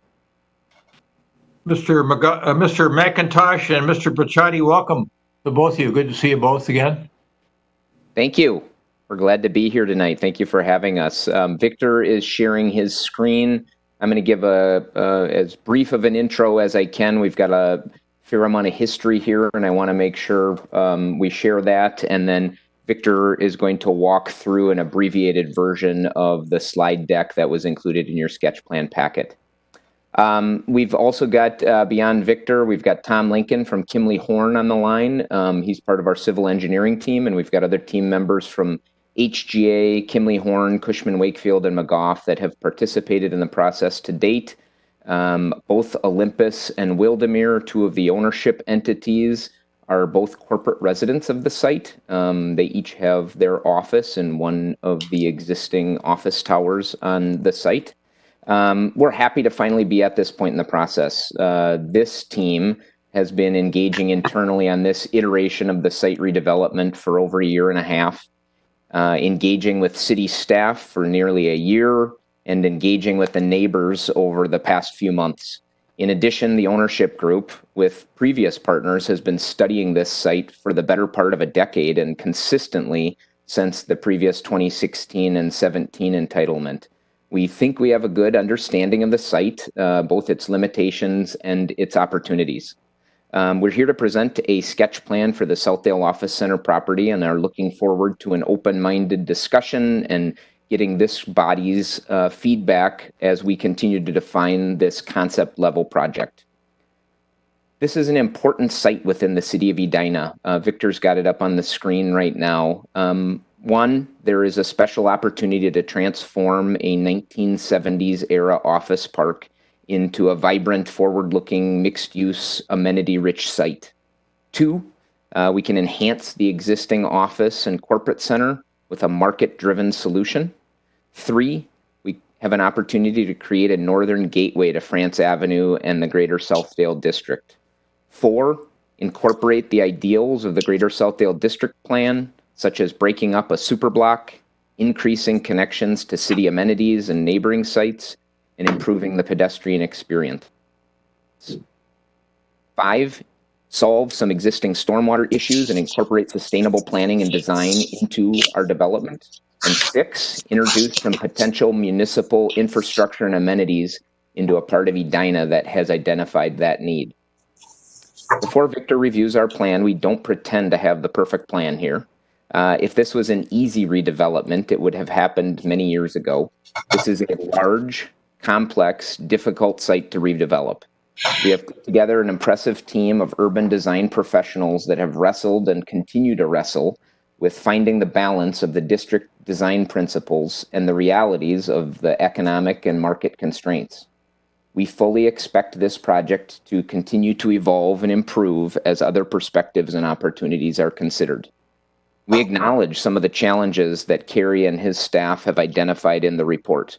Removing mature trees on the site, determining appropriate uses and frontage on Valley View Road when clearly France Avenue wants to be the front of the site, breaking up the superblock into a 200 by 200 grid while working around the existing structures and site constraints, height and density, how tall, where to position the height on the site, how to transition that height from the dense commercial to the east to the single-family residential to the west, parking, where to park all the cars that site users still expect and demand. As a side note, pre-COVID, the demand by office and medical office users had never been higher in history for the amount of cars that they wanted to park on a site. While we're all hoping that the future demand and reliance on passenger vehicles will diminish, what is the right quantity to deliver and how to do it at a cost that allows for market viable uses on the site? Not just increasing green space and pervious surface, but creating public realm and defining how users, visitors, and neighbors of the site can benefit. Improving circulation via multiple modes of transportation, vehicles, transit, bike, pedestrian, both as part of the promenade or Woonerf, as well as the east-west transits through the site. The transfer of land to the city, whether by donation or another vehicle, to incorporate a water treatment plant and a public safety station on the site. And then the eventual detail that will be needed to solve for stormwater management, affordable housing, sustainable design, and traffic management. Several of these are the same concerns that we've heard from neighbors, and they are topics that we continue to study for viable solutions. The city's architectural consultant provided a harsh critique of the project. In an attempt to position that feedback productively, our development team grouped it into 3 buckets. The first bucket, areas where our plan still does not align with the Greater Southdale District Plan and the Design Experience Guidelines. We need to continue to challenge our team for solutions. Example would be, can we effectively line the parking ramps with active uses? Second bucket, design feedback that we will eventually incorporate into a future stage of development, meaning we are still at a conceptual and site planning stage. An example would be building exterior materials or step backs at upper stories of structures. And then a third bucket, feedback that candidly either does not reflect our existing site or the constraints of trying to deliver a market viable project. This site has a high water table. It has an irregular shape. It has 2 fully leased office buildings that we intend to keep. It has a grade change of nearly 1 story from Valley View Road to France Avenue, and it has predetermined curb cuts to county and municipal roads that we are attempting to avoid relocating. In 2016 and 2017, this site received entitlements for redevelopment that closely aligned with the vision that was ultimately formalized in the Greater Southdale District Plan, including an abundance of below-grade parking and retail uses lining France Avenue. That plan is not economically viable and did not get built. The current development team is attempting to incorporate as many of the design principles as possible into a project that is viable, will have users, companies, employees, medical practices, retailers, restaurateurs, and residents that want to occupy the buildings and can be built. Last week, the Planning Commission provided wide-ranging feedback. We appreciate that perspective from another stakeholder group. Some of the commissioners were hopeful for sweeping changes to the plan in our future draft. Though I don't know that drastic changes will prove viable, we do believe that incremental changes can improve some of the outstanding tension points.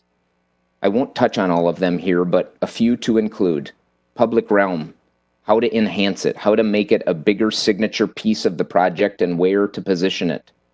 Parking, continue to strive for the appropriate density on the site that will allow for the storage of the required vehicles in a way that doesn't diminish the other uses on the site or negatively impact neighbors to the site, even if it means adjusting the volumes and locations of the ramps we have proposed. Amenities and connections. What amenities should we host on the site, and what amenities already exist in the neighborhood, like Roslyn Park, for example, the jewel to our northwest, that just need mindful, inviting connections. And also transitions. How can we use housing, for instance, or retail or public education of a water treatment plant to actively line our parking structures and create better edges to our site? Our team has already started brainstorming. For example, for housing, to wrap a parking ramp, does it make sense for that housing to sit closer to the sidewalk and street than the current 50-foot setback, thus improving the walk-up experience of that housing and providing more depth for the necessary parking behind it? Another example, what's a woonerf? I say that half jokingly. Our team understands the definition, but wants to make sure we are designing an application of this Dutch principle that is appropriate for Edina and provides a vibrant and safe experience for the variety of uses sharing that street. You won't see those changes yet tonight, but the wheels are turning. I also want to clarify a comment from last week's Planning Commission meeting when I was discussing the variety of opinions we have received regarding where to position various new buildings on the site. I generalized the opinions of residents of Point of France and neighbors in Lake Cornelia. Neither of those associations has taken an official position on the project or any of its components. I will do a better job moving forward to clarify when an issue is germane to one of the associations or to a resident or residents in the neighborhood or building. I apologize for any confusion that this caused. Victor will now share with you a portion of the package that we submitted in the sketch plan. The sketch plan package is also the same presentation we used in our most recent neighborhood meeting, framing that conversation around many of the concerns we'd heard: height, traffic, stormwater, etc. We have condensed it in the interest of time this evening. We will review some of the existing constraints on the site, the way we have incorporated the Greater Southdale design and planning principles into the project, and the program we are proposing to develop, starting with a new Class A office building in the middle of the site. That would be phase one of our project. Go ahead, Victor. Mr. McIntosh, thank you for the way you characterize those challenges that are ahead, not only for your group, but the council as well. Thank you. Welcome. Mr. Picciotti, you're on mute.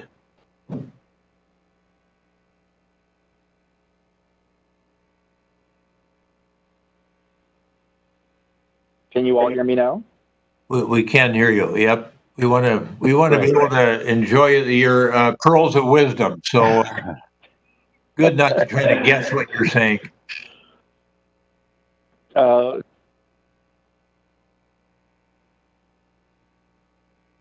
you've disappeared again, even though it doesn't look like you're on mute.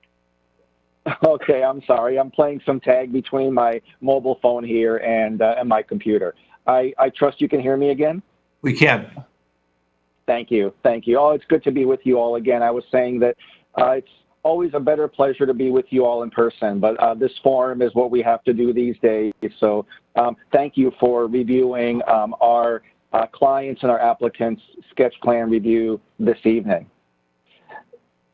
This is also the same presentation that was provided to Planning Commission last week. For the sake of consistency, you all are seeing the same documents. The slide that's before you is a diagram of the existing conditions. You all are well familiar with what is on the site, but this does outline that 3 structures, 2 low-rise existing office buildings, as well as what is the current Tabernon France restaurant, are proposed to be demolished in order to free the site and make it more flexible for more transformational development. The buildings shown in orange color are the 2 larger office buildings, 6600 and 6800 France Avenue, that are proposed to remain on the site. Just as a summary of metrics, those 2 buildings together offer just under 400,000 square feet of leasable office space. And knowing that parking has been and will be a significant conversation in this development, it should be noted that those 2 existing buildings alone require a parking capacity between 1,100 and 1,200 cars, which are currently parked in surface parking lots. We just have one slide of images of the existing buildings with the hope that someday we will call these the before images once we can all experience and enjoy a successful and transformational development. The message with these photographs is that they are good bones office buildings, in what are many acres of surface parking, and that is the fundamental paradigm that the ownership team seeks to transform. As Andy mentioned, top of mind has been the Greater Southdale Area Design Experience Guidelines. As Andy alluded to, we are implementing and overlaying these guidelines to the greatest extent possible, given some of the limitations that apply directly to this site, primarily with the existence of the existing buildings, not just as building forms on the site, but the way that they operate and the way that they are serviced. The design experience guidelines are thorough, and there are many more principles that we are reviewing and implementing beyond those that are on this slide. But these have within them some of the greater principles that have been the areas of greatest focus in the development planning. Being a connector to the community, in the design experience guidelines, this particular site terminates what is called the West Promenade, which terminates at the intersection of 66th Street and Valley View Road, and offers that terminus and that last connection for pedestrians and bicyclists to get to Roslyn Park and areas to the northwest. Along the France Avenue side, it's defined as a boulevard street typology with a 50-foot setback that offers a new and greener pedestrian and bicycle experience up and down France Avenue. And then within the center of the site, a combination of what the design experience guidelines refer to as local streets and also WNERF, as Andy mentioned earlier. These are some of the principles being deployed to make this site a more communicative and more connected to the surrounding context. The second bullet that says commercial amenity focused streets probably should say mixed use focused streets. The development plan that we'll be sharing with you includes the following uses on the site: corporate office workplace, retail, hospitality in the form of restaurant, housing, medical office building, and 2 new public uses, water treatment plant and a local public safety station. Truly a mixed-use program on this site. Breaking down larger super blocks is one of the key elements and goals of the design experience guidelines, and we'll be sharing you some strategies, again, within the context of the existing building, how the plan, we think, successfully proposes to advance that goal. And with that, some of the pedestrian placemaking that subdivides what is a large site, many acres of surface parking, into something that has a more sustainable long-term urban character. We've included just a couple of diagrams that are in the broader sketch plan submittal package. This one pertains to both flooding as well as water table. There is a high water table on the northwest and a good portion of the west part of the site along Valley View.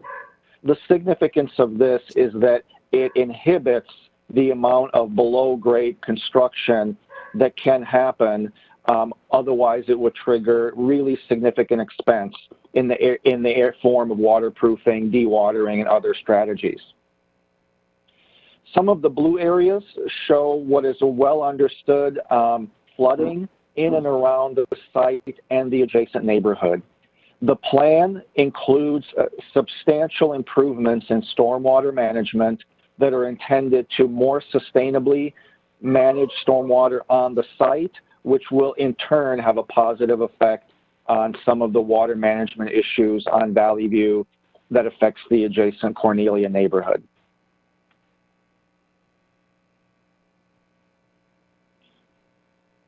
This slide, before the team put pen to paper, was a zoning diagram of how, considering the various opportunities and constraints on site, some of the uses began to be deployed in different aspects of the site.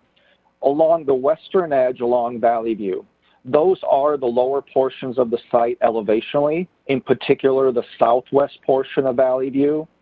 And it's also intended to provide this west promenade buffer between the development and the Cornelia neighborhood to the west. This diagrammatically is seen here as a greenway that provides a natural amenity as well as stormwater management resources. On the opposite side along the east, France Avenue is slated to have multiple mixed-use buildings fronting the 50-foot setback and creating a street edge of mixed-use parcels along France Avenue. In the center of the site, the development is anchored by a new Class A corporate office building. By removing 1,500 existing surface parking stalls, accommodating the parking requirements for the existing building, and some of the added densities of the mixed uses, parking has been consolidated into 3 parking structures distributed at the north, center, and south portion of the site. The slide in front of you is the sketch plan that is being shared with you and represents today's progress of the proposed development. A quick description of the sketch plan beginning at the perimeter. Along the Valley View side, you're beginning to see the development of this greenway concept that provides a natural amenity, a buffer between the Cornelia neighborhood, Valley View, and the development of the hardscape, as well as the introduction of stormwater retention strategies. Along the France Avenue edge, there's a landscaped 50-foot area within the recommended 50-foot setback that can provide a green walking, jogging, biking experience. Connecting around the south and the north portion of the site, it provides a very close to a 1-mile loop around the site that, if it's properly developed, can send a message of fitness and wellness in this trail system circumventing the site. In the center of the site is the proposed new corporate office building. It sits atop a podium that provides an internal connection between the 6600 building and the 6800 building, and would be lined with a mix of amenities serving the corporate campus and other residents on site.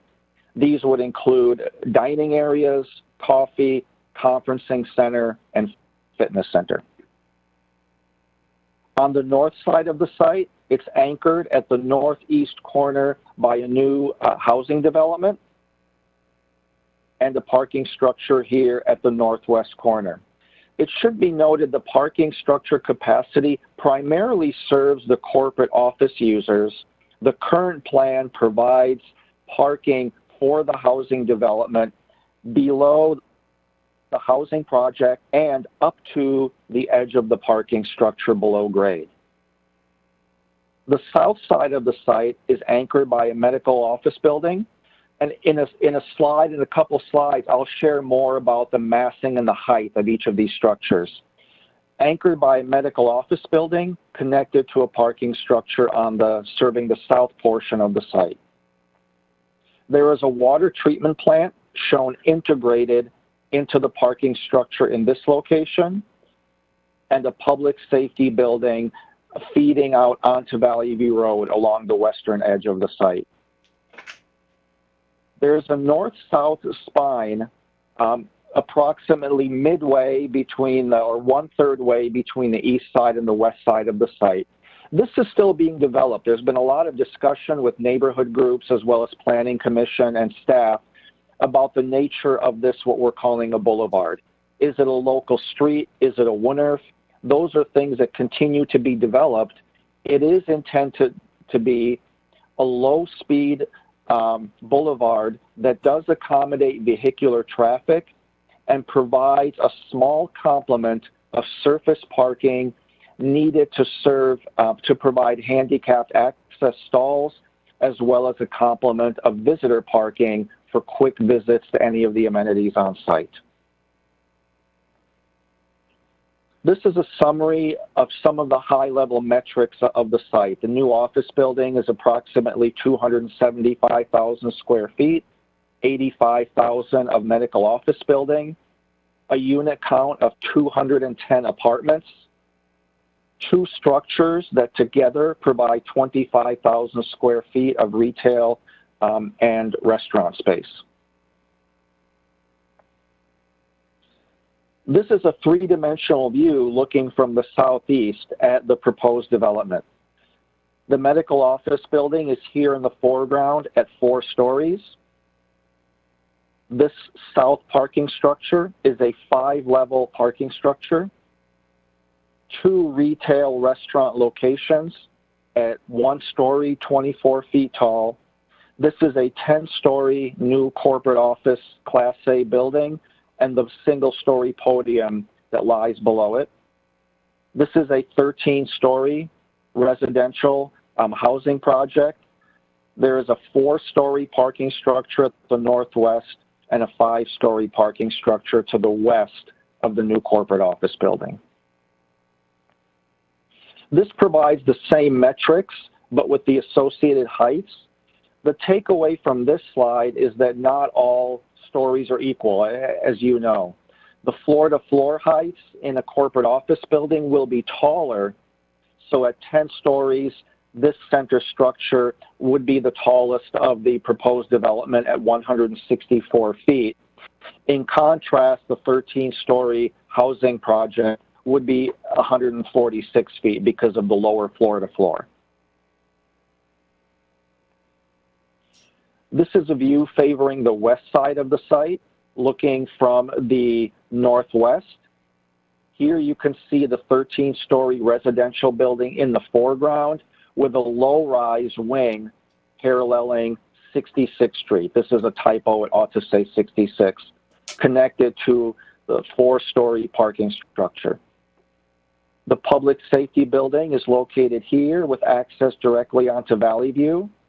The new corporate office podium and 10-story corporate office building above with a 5-story, 5-level parking structure supporting that, and then beyond the 4-story medical office building and southerly parking structure. We've interspersed some very beginning views, not suggestive of architecture, but of massing and general experience of the site. This is taken standing, say, at the southeast corner of Roslyn Park, showing the northwest corner of the site. This would be a tower providing circulation to the parking structure.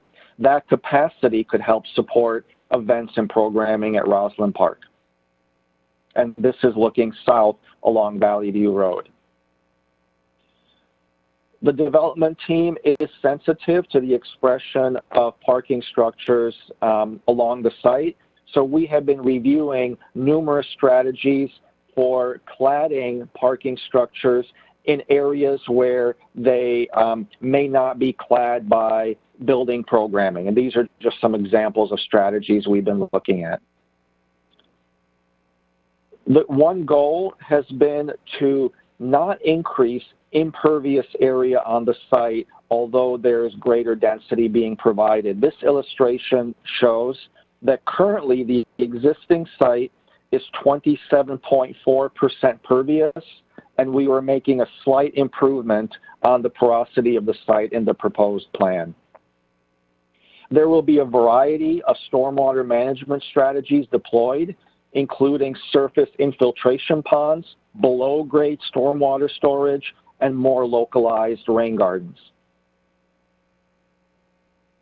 We continue to analyze the transitional zone from residences at the Cornelia neighborhood, across Valley View, to the greenway of the site and the development beyond. This plan illustrates some of the greenscaping that is an element of the transitional zone and helping with that transition from single-family residential to the development. This is an image suggesting what the experience may be like along the West Promenade. We have begun looking and modeling 3-dimensional views from various locations along the single-family residences in the Cornelia neighborhood.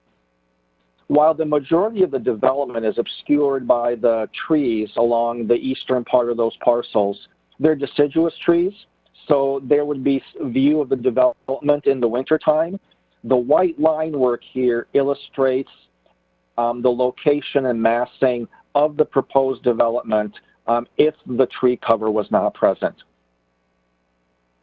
This is a view at the intersection of 68th Street terminating into Valley View Road, and a view from one of the northerly residential parcels along Valley View Road, again showing the new corporate office building, 5-level parking structure, 6,600 and 6,800 existing buildings. In terms of transportation and movement, as Andy mentioned, the development proposes to maintain the curb cuts on France Avenue, which, as you know, is a county road, and continue to use those areas as the primary east-west connectors through the site. There is a straightening and a simplification of the east-west connector that circumnavigates the 6,600 building. There's also the introduction of a new primary path of circulation entering the site at the south at the existing curb cut that now serves the Bank of America parcel and the parking lots, all the way to the north and exiting at this new curb cut at Valley View. This is an image hovering above the south portion of the site looking northward. This is the Point of France Tower beyond for orientation. This is the mixed-use transportation spine that we continue to study to find the best balance between accommodating vehicles, short-term visitor and handicapped accessible parking, pedestrians, and bicycles as a way to welcome and blend all traffic types safely. We continue to explore an overlay of pedestrian-only or bike and pedestrian paths that allow connections through the site without cohabitating with cars in those drive areas.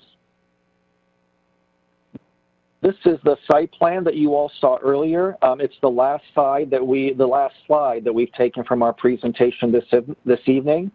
And at this juncture, we would like to open it up to your questions, comments, and discussion, and we'll be happy to roll back to any of the images or slides that you would like to reference. Thank you.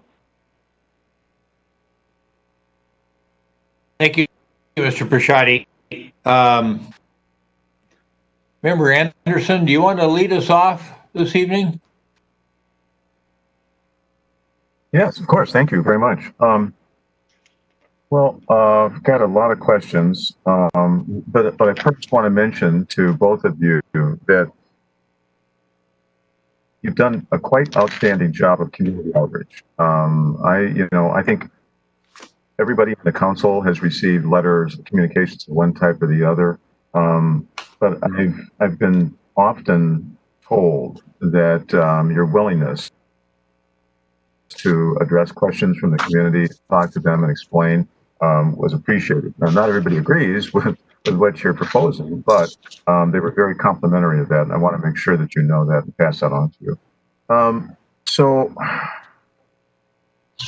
I didn't really hear very much discussion in your presentation earlier tonight, but I did notice that in the Planning Commission presentation, you mentioned phasing on several occasions. So I'm wondering what timeline or range of timelines that you might envision. Yeah, I'll take a stab at that one. This absolutely needs to be a phased project. We have not just a large site, but we have 360,000 square feet of operating office space on the site where we have to continue to accommodate those tenants and their businesses. So it's probably a 3 to 5 phase project, depending upon some of the smaller buildings on the site.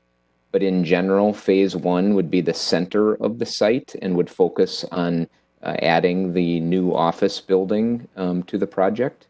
And then there would be a future phase on the north that would include the residential structure on the site, and there would be a future phase on the south that would focus on the medical office. The parking ramps would largely follow those phasings, but in order to accommodate our existing office users, as we are losing some of the surface parking on the site, we may need to add either a ramp or a portion of a ramp on the south or the north before we develop the building on that portion of the site. And then the retail, dining, public safety, and water treatment plant would be incorporated either as a kind of a sub-phase or as part of that process as determined at that future time. Each of those phases is probably a 2 to 3 year endeavor. And so, all told, this is probably very optimistically a 6 to 7 year build, and in reality, probably something longer than that. Mm-hmm. And so then, for instance, Southside parking ramp, where you are considering a water treatment plant being placed, what would be your timeline there if you were approved? Partly that would be driven by discussions with the city about the timeline for the water treatment plant. We don't know that yet. We understand it to be a slightly more urgent and maybe better designed public amenity than the public safety piece at this point. So we would anticipate that would probably be the first of the two, but those discussions would drive that, and the decision there would drive whether we're building a portion of that parking ramp or all of that parking ramp. We think that we can continue to accommodate most of our existing office users in parking on the north and portions of the center of the site. So water treatment plant is probably a big driver of the timing of that ramp. If you were guessing, would you say that's 4 to 5 years or 2 to 3? Or I think that's a question that will come up here, because I think one of the attractions of the timing on your proposal is that some of the public realm amenities that could be incorporated into your proposal may have a more pressing timeline than it sounds like you're discussing. Yeah, and correct me where I'm wrong. No, we just haven't had those discussions yet. So, the water treatment plant is also showing right now sitting probably partly outside and partly inside that parking ramp.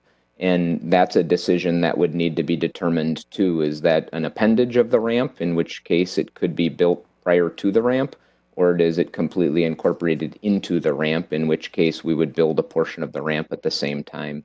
But there's nothing on our side on that portion of the site today that would inhibit our ability to move forward at a timeline that the city needed for that amenity. Okay, that's fair. And Councilmember Anderson, Yep. This is doesn't answer the date question, but we have been in conversations with the city engineer as we have studied varying locations for the water treatment plant. And what Chad tells us, the location is malleable based on the city infrastructure needs. So as conversations continue about the date of implementation of that building, it can also be relocated to different portions of the site and serve the city equally well. So there's some flexibility there. It isn't necessarily hardwired to the south parking structure. Okay, that's helpful. Thank you. Let's see. You have 210 apartments as part of your proposal. How would you classify those units? Would it be like a 3-star, 4-star, 5-star? The Planning Commission also was curious about our residential tower. At a community meeting, I shared that it was apartments.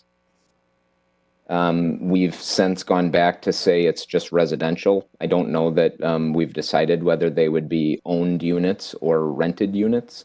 And until we would decide to build that future phase, it would probably be, too early for me to speculate as to the type of units that they are. It's a 13-story tower structure proposed today, and so we've got some flexibility with what happens within that. I know I was listening to the affordable housing discussion earlier, and that would be part of the consideration. Are we providing those units, or are we doing the fee in lieu approach? We just are too early in our process to know details on what that residential future phase of development would entail. I see. Well, you anticipated my next question, which was really to, number one, I'm trying to determine what type of dwelling units that you're considering. And I'm not getting any real clarity on that. But you have an expensive proposal, and I would assume that these would tend to be on the 4 and 5 star range if they were rental units. That's really what I'm trying to determine. And then in turn, whether you would be intending to use the buy-in option for the 42 units that would be affordable under our policy, or would you be including them? Yeah, It's difficult for you to answer that at this time, if I read you correctly. Yeah, given that it's a future phase, that could be 3-4 years down the road at the earliest, and certainly market conditions at that time will dictate the direction we take on that. I see. Okay, so I also noticed in your presentation that you're discussing taxpayer support in the form of a TIF district. So I'm wondering how you'd see that occurring, and especially without great clarity on your potential housing units. Yeah, eventually we'll have to make some determinations there. We've had some initial conversations with staff, and staff has started to use some consultants to see if the site would qualify for a TIF district as the first step in the process. Sounds like it would. Following this sketch plan and the planning side of the process, through our entitlements, we plan on meeting with the city's economic development department, and then this group, as you're wearing your HRA hats, to anticipate, is the plan as we continue to define it going to be a project that the city would for a TIF district, and the dollars and support that we anticipate that we're going to have to provide some of those answers in order for the HRA to make a determination on TIF eligibility. Okay. So then, I'm just wondering, your market research, that's your business, that always precedes your proposal, I'm certain. So could you outline that a little bit for me? I mean, for instance, you have an area market study that you've done based on this concept, and I do fully understand that this is starting to shift and change even in the last several days, but your area market study would be of some interest. We, at this point, have not done a market study because we have never anticipated our residential piece to be the initial phase of our development. So we've had conversations with brokers and developers of the types of residential projects that we would anticipate developing, consider developing there. But our real focus and the bulk of our detailed markets analysis to date has been focused on that center of the site and the new office building that would go in place. And so there we've used both McGough's experience, the project ownership at this site has experience in office development, both locally and around the country. And we've got the team from Cushman and Wakefield, who currently does the marketing for the 66 and 6800 building, providing the market intel to help us understand, okay, what are the types of rental rates that the market can support for that center office, and can we hit that for the cost of new construction So today? are you familiar with CoStar then? Do you use CoStar in your market research, or does Cushman Wakefield use CoStar? Okay. And I guess the last question, and CoStar really readily to the commercial aspect as it does your residential aspect. His commission, have you considered that at all as you move forward on your residential concept? McGough just recently delivered about a 400-unit market rate apartment project in the city of Bloomington. We're about to deliver phase 2. Housing development is not my area of expertise, but my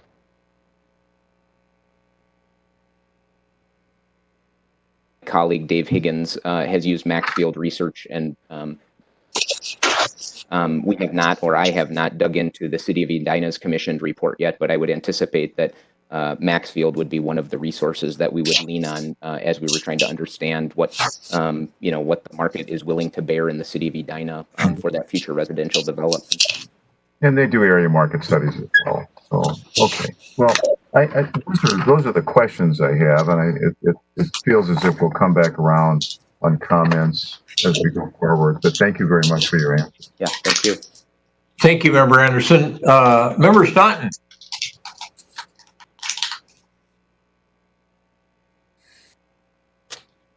I don't have any questions right now. I will have some comments when the time is appropriate. All right. I think you could go ahead and make your observations, your comments. Sure. Yeah, I think that's what I was thinking that folks would be doing. So yeah, please go ahead. So I would echo the comments that the planning commissioners made and that Member Anderson made about your efforts to engage. It's a challenging site. It's a challenging project. It's an enormous project. It's a really important project, all those things. So thank you for your efforts and for your open-mindedness and your willingness to try to work with us to come up with the right answers. I was especially impressed with the comments of Commissioners Bennett and Miranda at the Planning Commission. Commissioner Miranda in particular noted that in rough terms, this area here was kind of about the size of 50th in France. And I thought that was a really interesting comparison. He went on to talk about how important it is to think about how it's integrated into its surroundings in the same way that 50th in France is. So that 50th in France is both a different portion of the area than the surrounding single-family residential, but also a destination for the single-family residential. And so as you think about your mix of uses here, I think it's really important that you figure out destinations. I think Commissioner Miranda talked about, these green spaces that you see in drawings with people around them, but no reason for them to be there.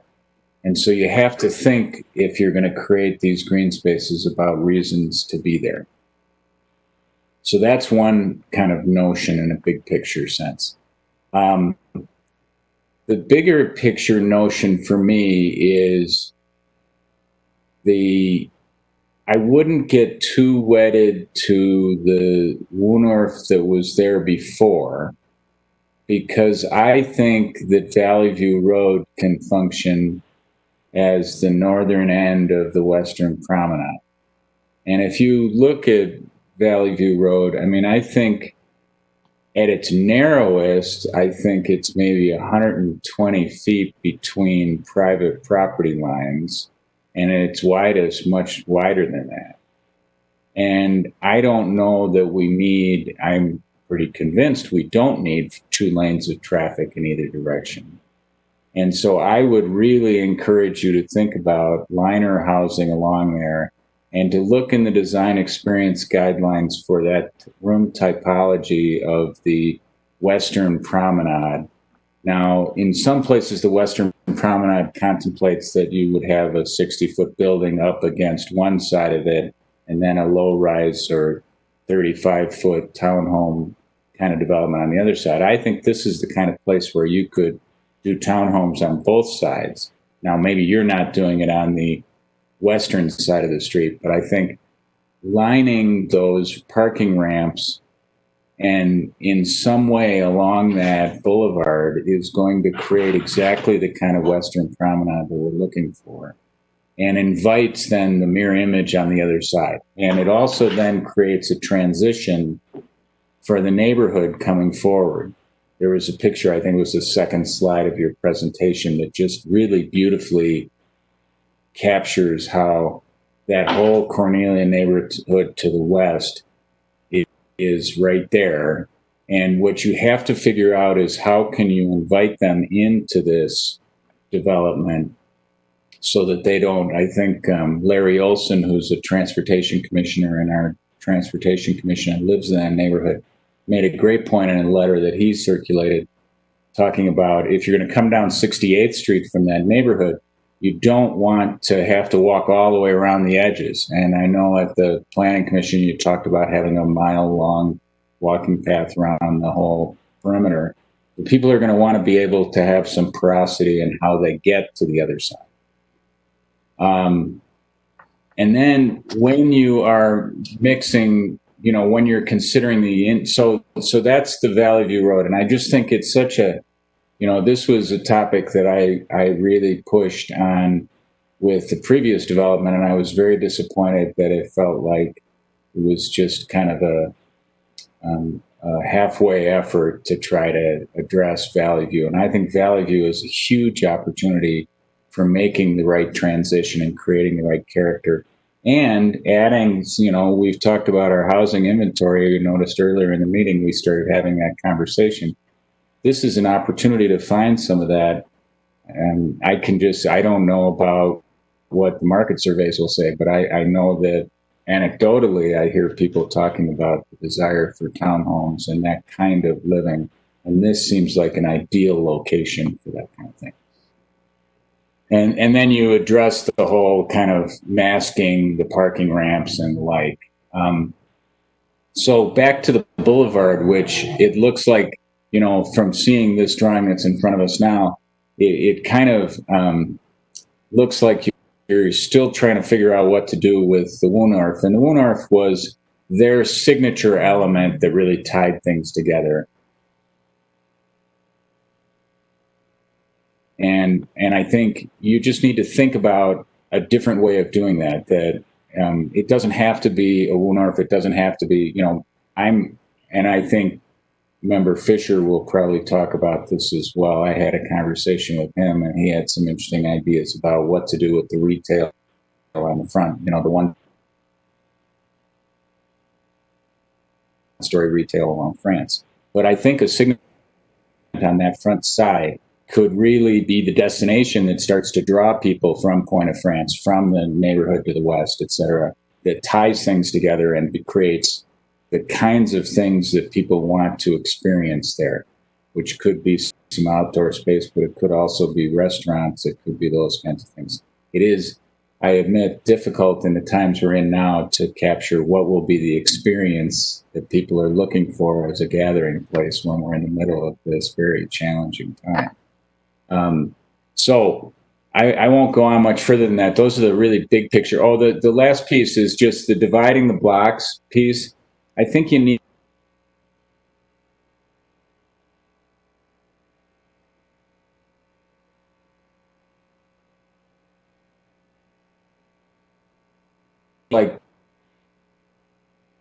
just you're using, and I get how you want to stick with the current curb cuts on France Avenue, but as you're thinking about what you put along those places, think about making those more like streets and less like drive aisles. Because if they're just drive aisles, then it doesn't really create a new block. It just says there's a drive aisle that you can cut through between. And if you can start to think about what people experience as they're moving through those pathways, that might help to create more of a place that then starts to put this into three pieces as opposed to into one giant piece. And it may help with your phasing as well, if you're able to kind of think about those pieces separately. So those are the really big picture kind of thoughts I have. I encourage you to keep at it. I know it's a really challenging project, but if we do this right, it could be a terrific thing for not only the community at large, but the neighbors to the north at Point of France.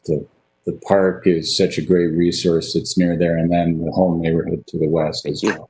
So thank you. Thank you, Member Staunton.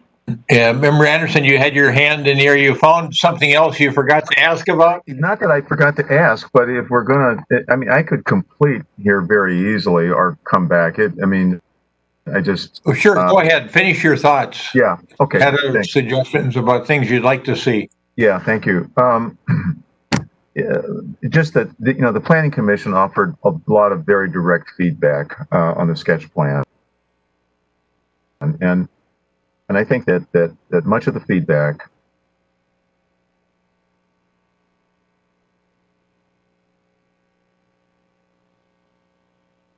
is that the plan is generally isolated from the district that we're trying to work with, and also as well as the near neighborhoods. The way that the current sketch that we're looking at here right now, for instance, we've got kind of a fortress design. So we're blocking the south, blocking the north, and then the last parking ramp down here.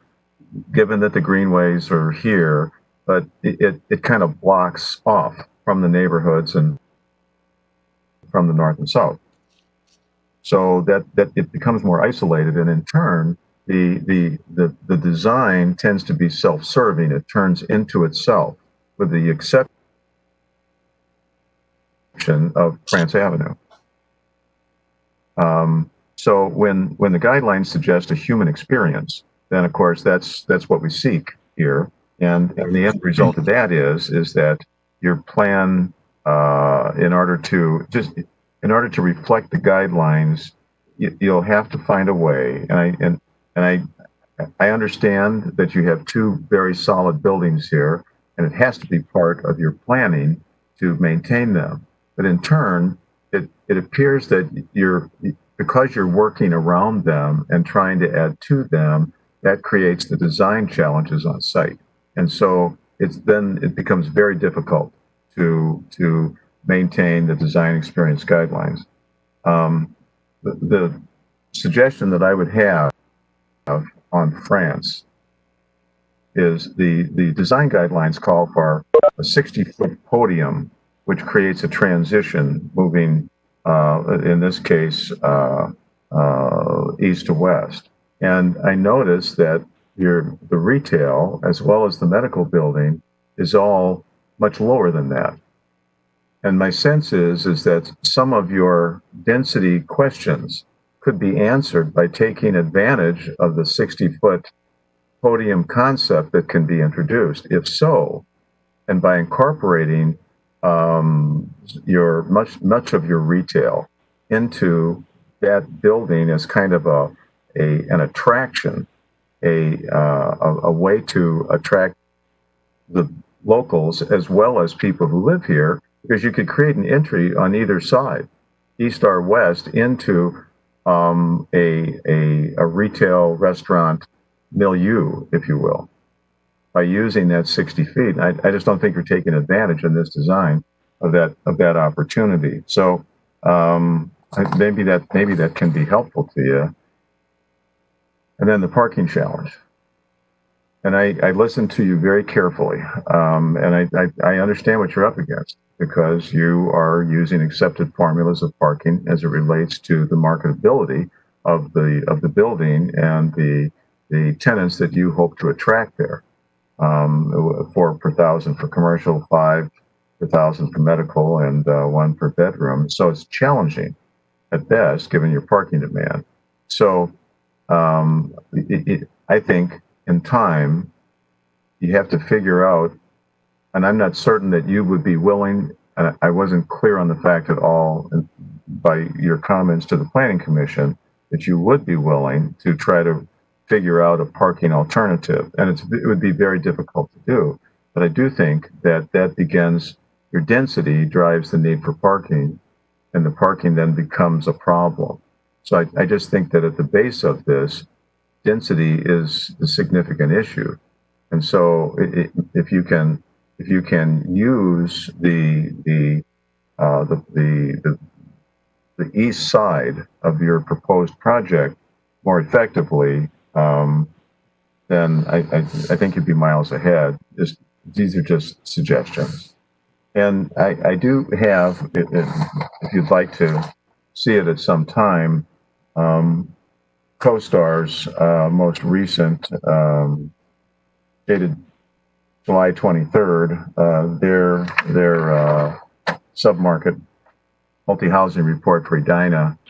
And that's why I was trying to determine your housing element. And so is it 4 and 5 star? 4 and 5 star is our biggest vacancy challenge in the city. It would probably become more so in the very near future. So depending on your timing, that would be a concern, and especially as we consider TIF districts as it relates to that building and difficulties with vacancies. So I wanted to bring that to your attention, but I'm happy to provide this information to you, although you have it readily available as well, I know. So that's my overview. So again, thank you for your time. Thank you, Member Anderson. Thank you, Member Anderson. Member Brindle, questions or comments or both? Thank you. I have written a few things down, so I'm just going to go through them here. So in looking at this site, it's nearly as large as Centennial Lakes. And with the idea that a promenade would go through this site, I think of a promenade the way I see the promenade that extends on the other side of France from Centennial Lakes, actually from Edinburgh through Centennial Lakes and to about 70th Street. So, and then planned for north of that. So if we're looking at this site as having a promenade going through it, I see the 2 existing office buildings, and then what I'd like to do is just take the other pieces like you would Legos and move them around a little bit. And here are some of my thoughts. So to begin, we really don't know what the office climate is going to be like post-COVID. It may not return to what it was pre-COVID.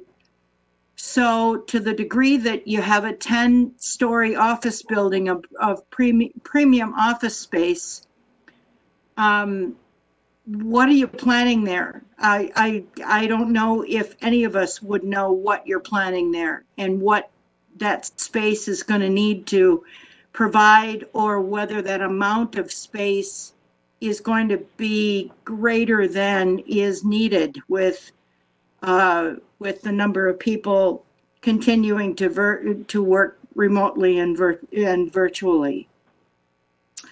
The above ground parking, understanding that part of what made the old plan of the avenue unbuildable was the amount of underground parking, or lower deck parking, if you will. I'm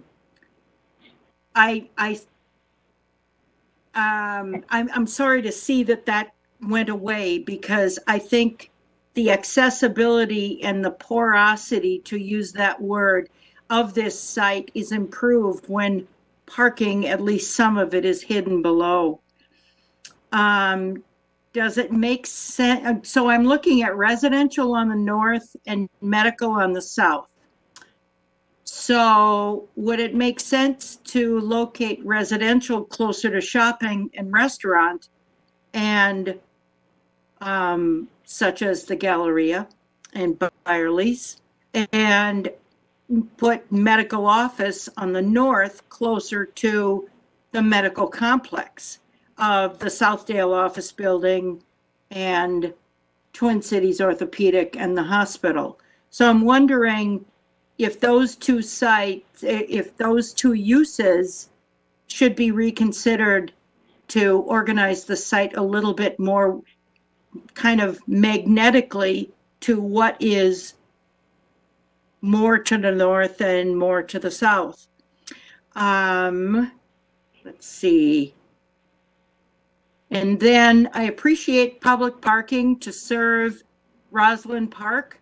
I appreciate that a lot. That's a well-used park.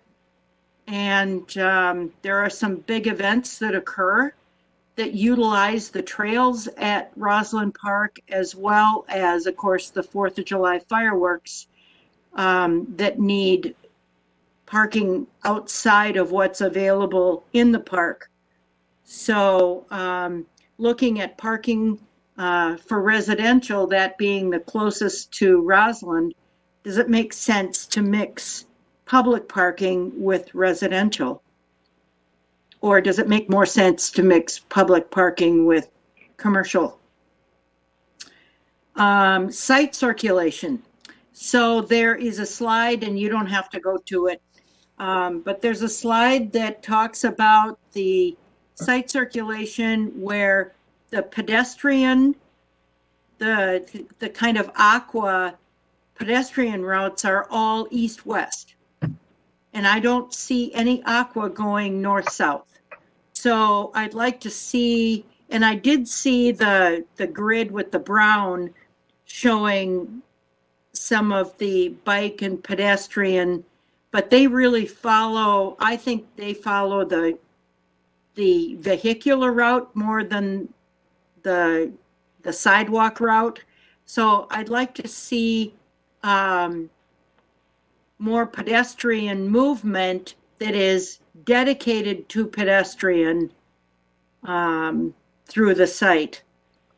And right now it's very square. Things go east-west, things go north-south. And I'm looking for something that doesn't do that.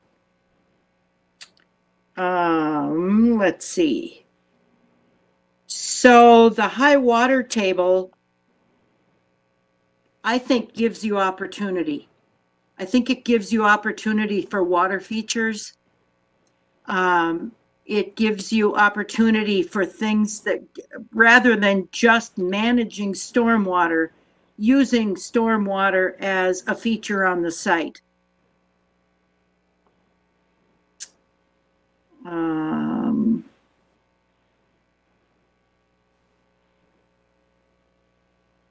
Okay, so looking at this site from the west, where residents look at this site right now, they see a commercial site.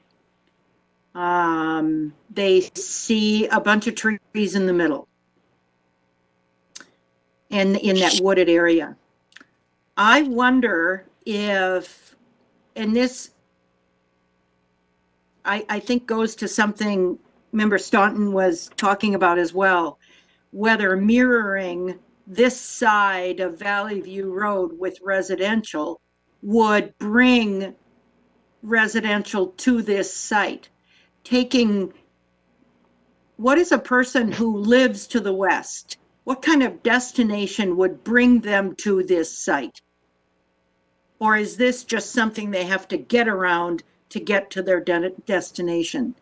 What destination would they want in this site to bring them there for recreation around a water feature along the Greenway, for a restaurant, for shopping along Valley View Road?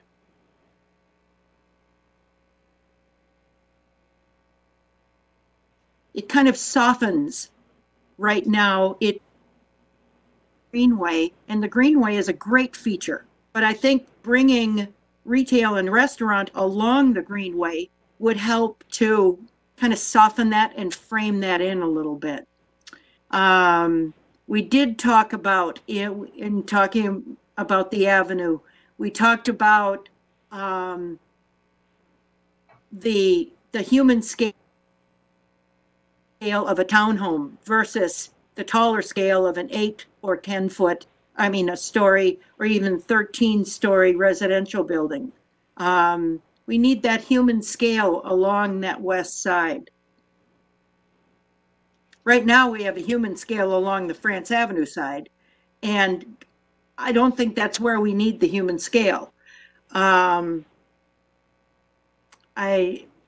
would much rather see it along the Valley View side. Notwithstanding, I suppose somebody walking along the promenade along France doesn't want to be walking along a huge building, but then that's why we have podiums. Oh, let's see here. Preserving the two buildings does really make the transitional nature of this development a challenge, because while the goal is to meet human scale on the west side and bring it toward more heightened density toward the east side, you really have two pretty big buildings that are going to remain in this site. So to that degree, I really think kind of looking at it, do you really want all of the parking along that west side? Parking is very utilitarian. Parking has to go somewhere. I totally agree. But it just seems like, you know, when we talked to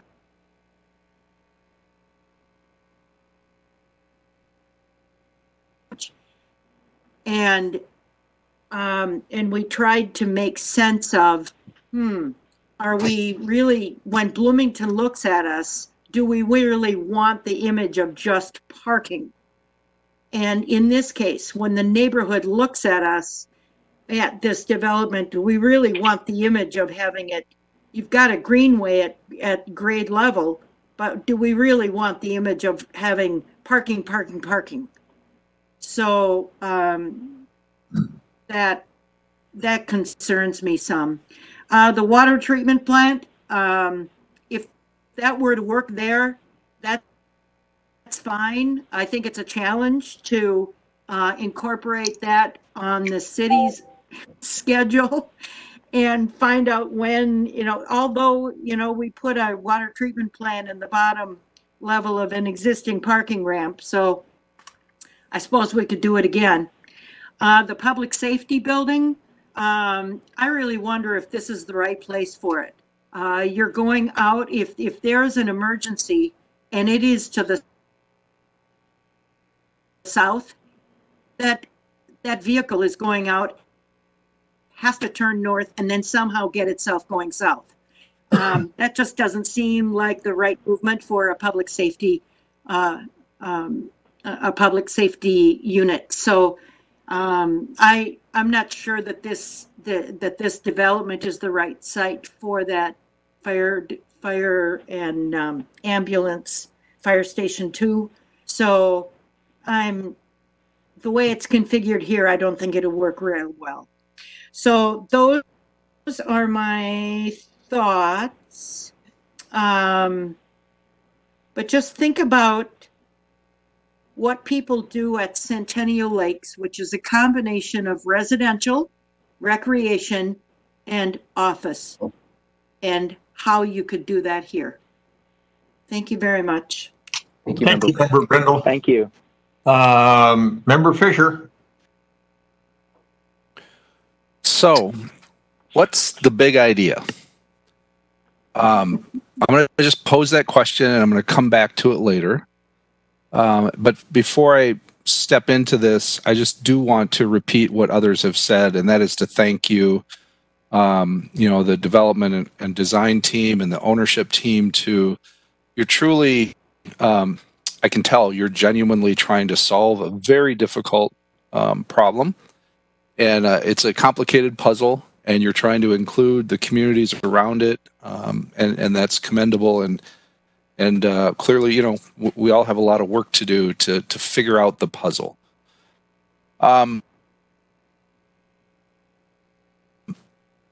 So I'm just going to rattle through. So, and I also want to stress that for me, when I look at sketch plan, particularly a 17-acre sketch plan, I'm looking at a very sort of high level because, as you've said, this is not going to be built tomorrow. It's going to be built in multiple phases, given our current situation and who knows what. I mean, we're talking it probably measuring decades more than we're measuring years in terms of ultimate build out of the 17 acres in our city. And so I think we all, you know, as much as we're concerned about what's happening in certain markets today and all of that, I think I'm trying to look at this as sort of where are we going in the big picture and what are we starting with?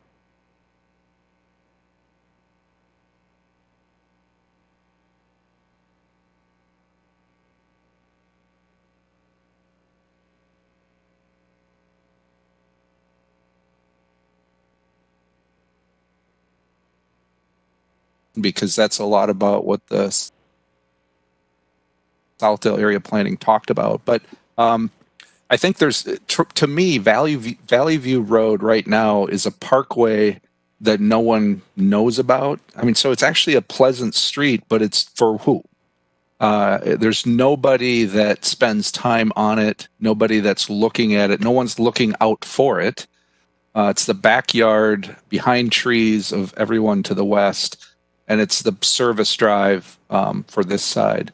I think long term, you could imagine Valley View in this particular diagram that's on the screen, where the sign, where you have a label that says water treatment plant. That probably is a roundabout someday, where you could take when I say you, it's the city, could take an opportunity to reduce, as Councilmember Staunton mentioned, reduce the lane width on everything going to the north and west from that roundabout to be a narrower lane parkway with indeed townhouses on both sides. And Councilmember Staunton was correct. I measured this. It's like between 120 and 185 feet of right of way today. So you could certainly make that work. And I think Mr. McIntosh mentioned earlier that, you know, maybe we got to look differently at the setbacks along Valley View, or maybe how we look at that in terms of where the parking ramps are. Initially, I thought those parking ramps need liner housing or something that softens them. The more I look at it, the more I listened to the Planning Commission meeting where Mr. McIntosh, you know, rightfully stated that, you know, when you do housing that's lining parking, you're really limiting your daylight into one side of a unit. I think you might have space here to actually have independent liner townhomes where the parking ramp is some distance behind. You're still effectively screening the parking ramps, but you actually have daylight coming in two sides of your townhome. So I think there's room to look at all that, and I would highly encourage taking a different kind of look at Valley View and really creating that transition of what's a missing middle housing type in our city. And you could really, I think it could be a game changer there. I am going to repeat now, Councilmember Brindle talked about, if I heard her right, was talking about, you know, restaurants or that kind of use softening the edge on Valley View. I don't think that based on past conversations we've had with the neighborhood, I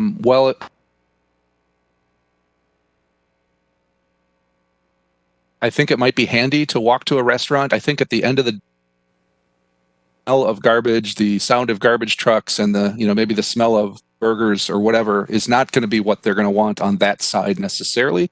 But, you know, it's something we could look at. I think what's more important is that the neighborhood has and I think everyone used the term porosity, that they have the ability to move through this site, that they don't have to go around the 17-acre site.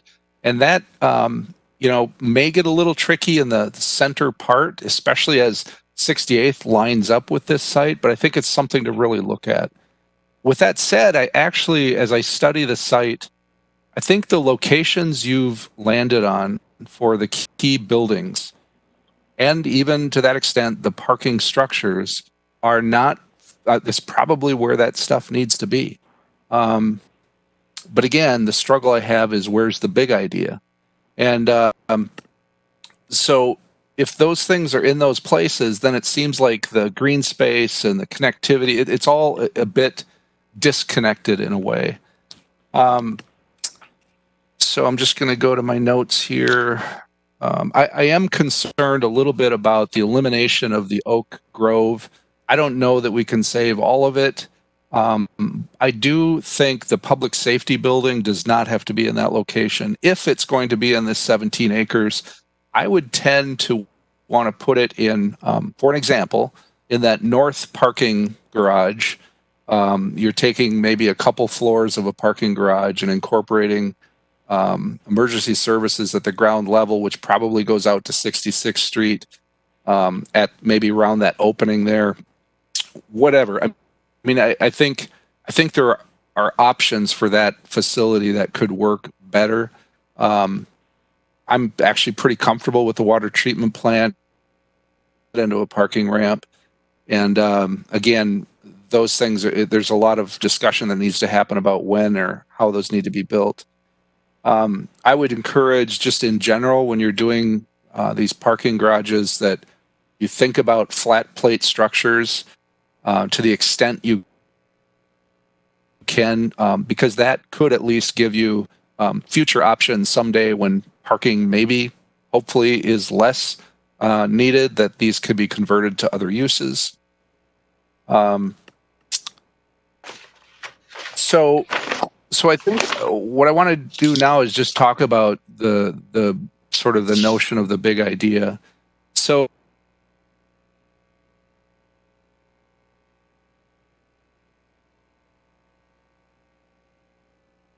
and that is a bit of a problem if you read the design guidelines. This notion of one-story buildings along France Avenue isn't really, developing that street room.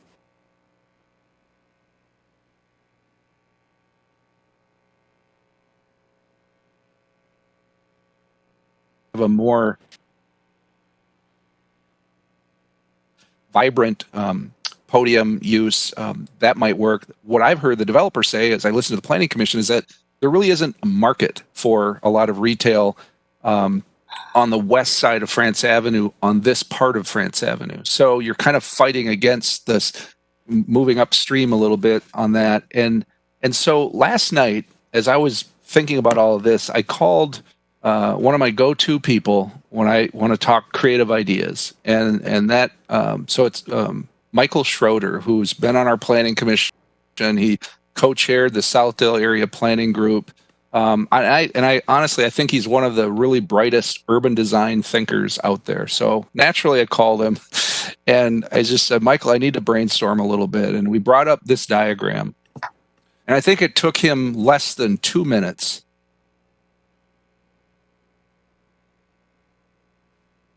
to look at this diagram and say, well, why wouldn't between the drives into this site? So you've got the drive between the medical office and your retail restaurant, and you've got the drive over on to the north right there. Between those two drives, why wouldn't you just not have any buildings? It would be the great lawn. It would be the most significant green space in this entire Southdale area in terms of outside of Centennial Lakes, of course. It'd be a whole different kind of space, and it would literally frame those office buildings behind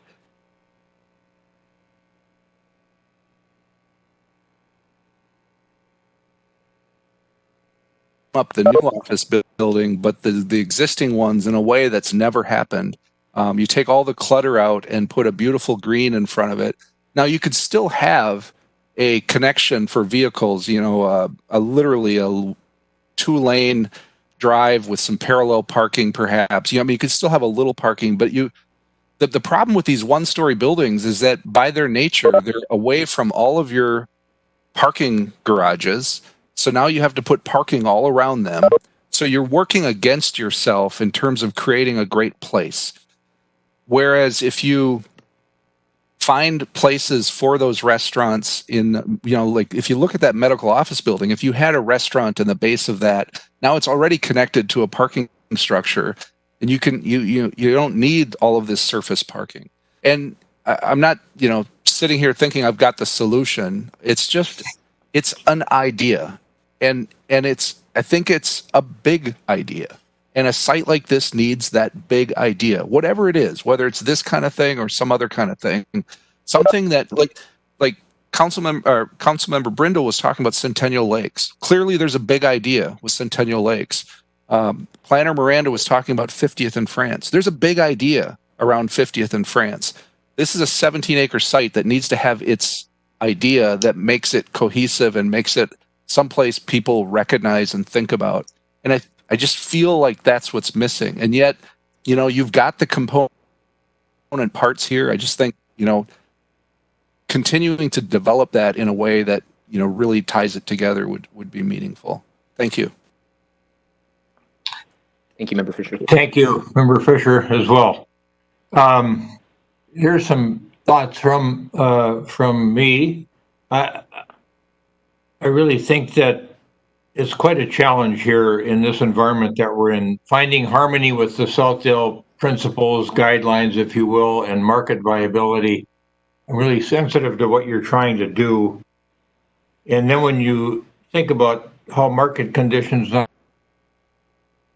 only now, but over the next, let's say, 7 to 10 years, could dictate changes with respect to what you want to do here in various phases that you talked to Member Anderson about.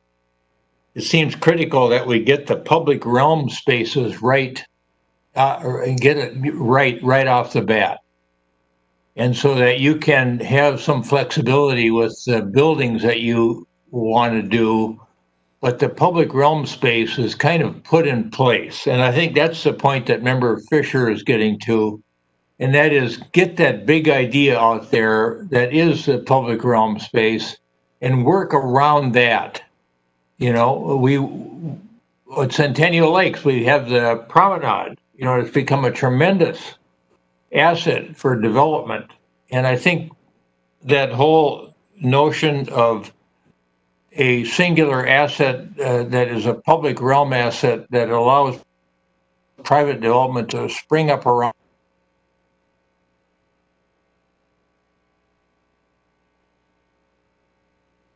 that does public engagement more effectively than you folks. And I join my colleagues in praising you for that. I over the years I've been on the council, I think you guys have done, and your predecessors to McGough have done a first-rate job of engaging the Cornelia neighborhood.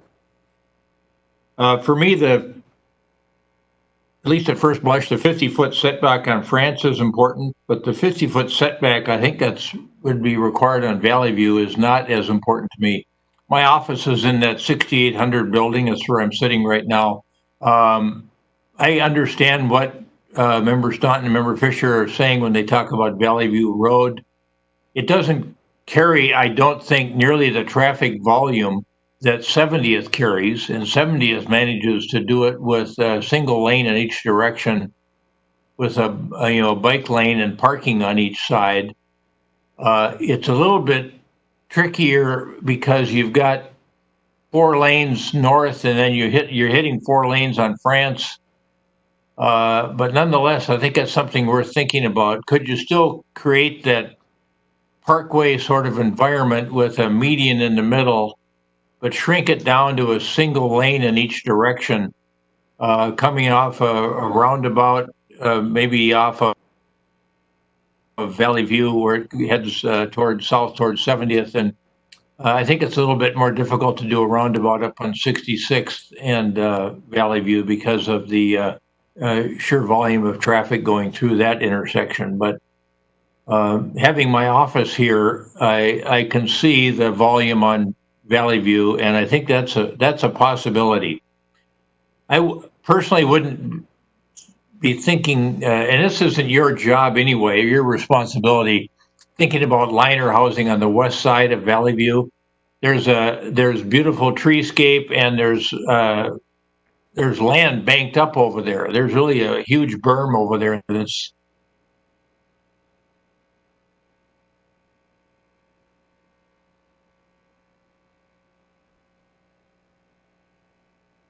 where it's a single family neighborhood with liner townhouses, but I do see them getting comfortable with them on the east side of Valley View, if that was something that had a appeal and made sense from a market standpoint. I'm really sensitive to that oak savanna and the preservation of that oak savanna, and I think all of that, or as much of it as can be preserved, is really an important consideration for me. So while the 50-foot setback on Valley View isn't critical for me, the preservation of oak savanna is really an important consideration. I join Member Fisher in saying, I think, and Member Brindle too, sure, instinctually thought 66 was a bad location. I would not trade Oak Savanna for a firehouse on Valley View. I wouldn't anyway, but I think the place for a potential firehouse is on 66, where you can move quickly whatever direction you need to move, especially when they can control the intersections with the lighting systems that they have. So that idea of putting them in a parking ramp is an interesting idea, I think. We've got a, and also with respect to the water treatment plant, if that makes sense, if it makes sense economically, it sounds like it would be a lot less expensive than what we were proposing across the street. I'm okay looking at that. The cladding of the ramps, I think, would be critical. I understand. I say that based on the understanding of the challenges of underground parking relative to the water table. I think it was in the northwest corner, 11 feet, and then it goes. Maybe it's as deep as 18 feet, but still, none of those depths are very significant. So I'm sensitive to the need for above ground parking structures. But if you're going to have them, we need to figure out a way to mask them or clad them in a way where we're disguising their purpose and use. I would also say that really pleased in the time of COVID that you're interested in investing in Edina. We know this is a phased situation, but I think it's incumbent upon all of us to keep investing in the community and thinking about ways for people to keep investing in our community. And I'm really appreciative of the fact that you're trying to figure out how to do this with all of the challenges attendant on the site. But I think you can tell from the comments of this council that we're willing to work with you. We just need to get comfortable with how the site works and the public realm elements of it.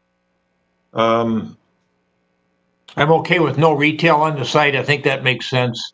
I mean, even pre-COVID, I could see where retail in this particular block just wouldn't be the right fit. I don't know how to evaluate the restaurant issue. The freestand, Tavern on France works great. The parking is right there. It's the single building along France. I can understand that. But on the other hand, I appreciate Member Fisher's comments that if we're going to create the kind of public realm space that we want here, whether it's a great lawn or something else, that becomes an attraction for people. The reason people want to go there either to eat or they want to go there to work or go there to just walk around and enjoy it. That's got to be a key part of this whole thing. Let's see. So I think that's it for me. I think I've covered all the issues I wanted to cover. Again, appreciate the hard work you've already done. You've got a first-rate architectural firm working with you, and I really appreciate. And I want to tell you again that I am. Deeply grateful that you were so candid about the challenges that we all face here in terms of the public realm, the parking, the amenities on the site, and the better edges on the site. I think just facing up to those challenges that we all know are important to face up to and not trying to mask over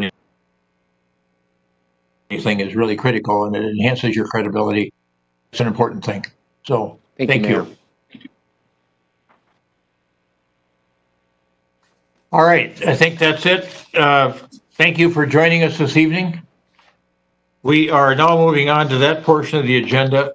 Unless you had some final comments you wanted to make, Mr. McIntosh or Mr. Prashadi, I want to give you that opportunity. I think you've got a lot of food for thought here, but certainly if you want to make some final observations, you're welcome to do so. No, I appreciate it. I'll just take the opportunity to say the feedback is great. It's the type of direct feedback we appreciate, and a lot of what you discussed tonight and commented on is actionable, and that's obviously helpful for our team. If you took it all and tried to do it on a site, we'd need about 45 acres. To accomplish it. I'm just picking a number, but it's a heck of a lot more than the 21 acres. Everybody's been mentioning 17, but we actually have 21 acres on the site. It can't all happen on 21 acres. And so, one of our challenges will be to, now that we've heard from a lot of the stakeholders that are involved in this project is how to prioritize some of these things. And knowing that we can't do it all, we'll do our best to try to accommodate and accomplish as many of these challenges that we've been given as possible. And I'm hopeful that after we go back and meet as a team, you have an opportunity to revisit this project after we bring forward our best attempt to incorporate the variety of feedback that we've received from all of the different neighbors, planning commission members, and city council members. So thank you, and we'll do our best to accommodate. Okay, thank you, Mr. McIntosh.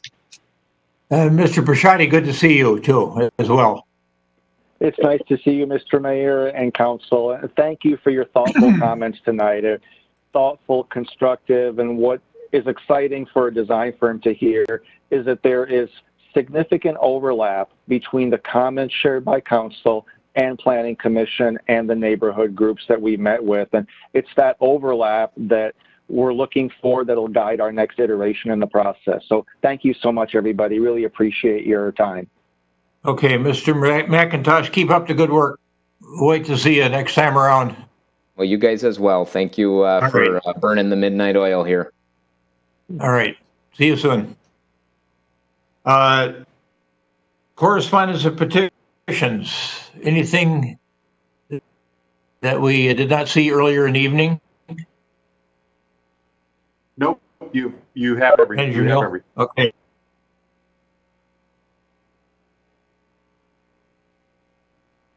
Thank you. Don't have any new news. All right. Aviation noise update. Member Brenda?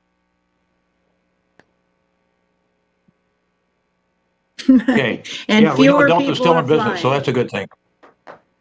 All right. And Manager Neal, I don't imagine you have anything. All right. Okay. And Mayor and Council comments. Member Fisher, do you want to lead us off this week? I've got nothing. Thank you. All right. Member Staunton? Nothing for me. Thanks. All right. You guys are on a roll. Member Brindle, you got a lot to, what are you thinking?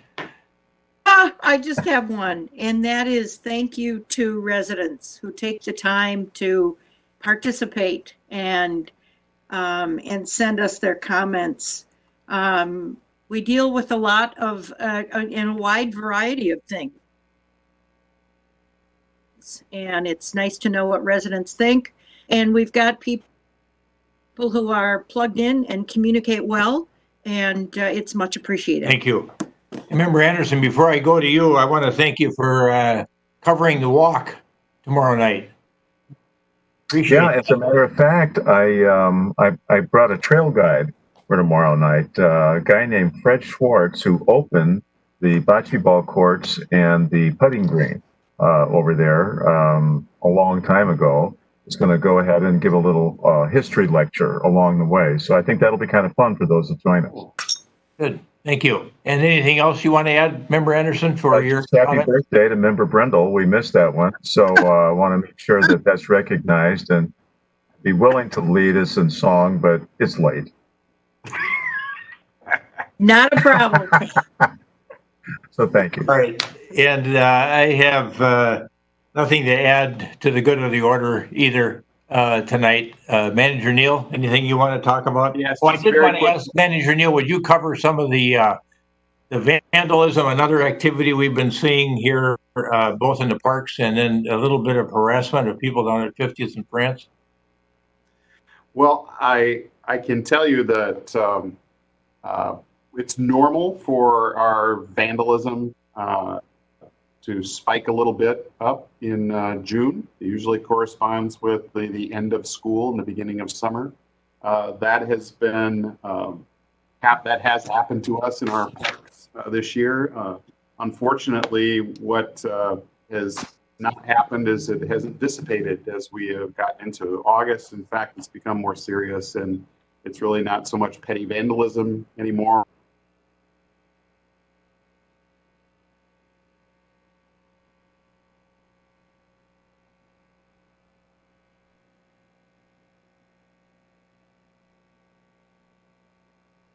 Braemar Field, and really around 50th and France, and I know that you've heard some of that.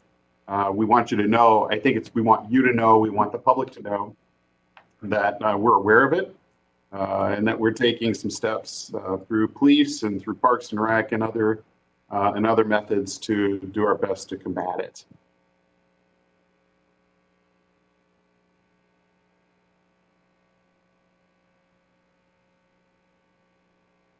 Is that most of it's occurring during the day, so it's not as much in the evening as you might think. Vandalism typically occurs, so we are trying to do our best to alleviate that. All right. Anything else you want to add this evening? Just to let you know, Arden Park, our staff has continued to work with our partners at the Watershed District. The project to put new topsoil and seeding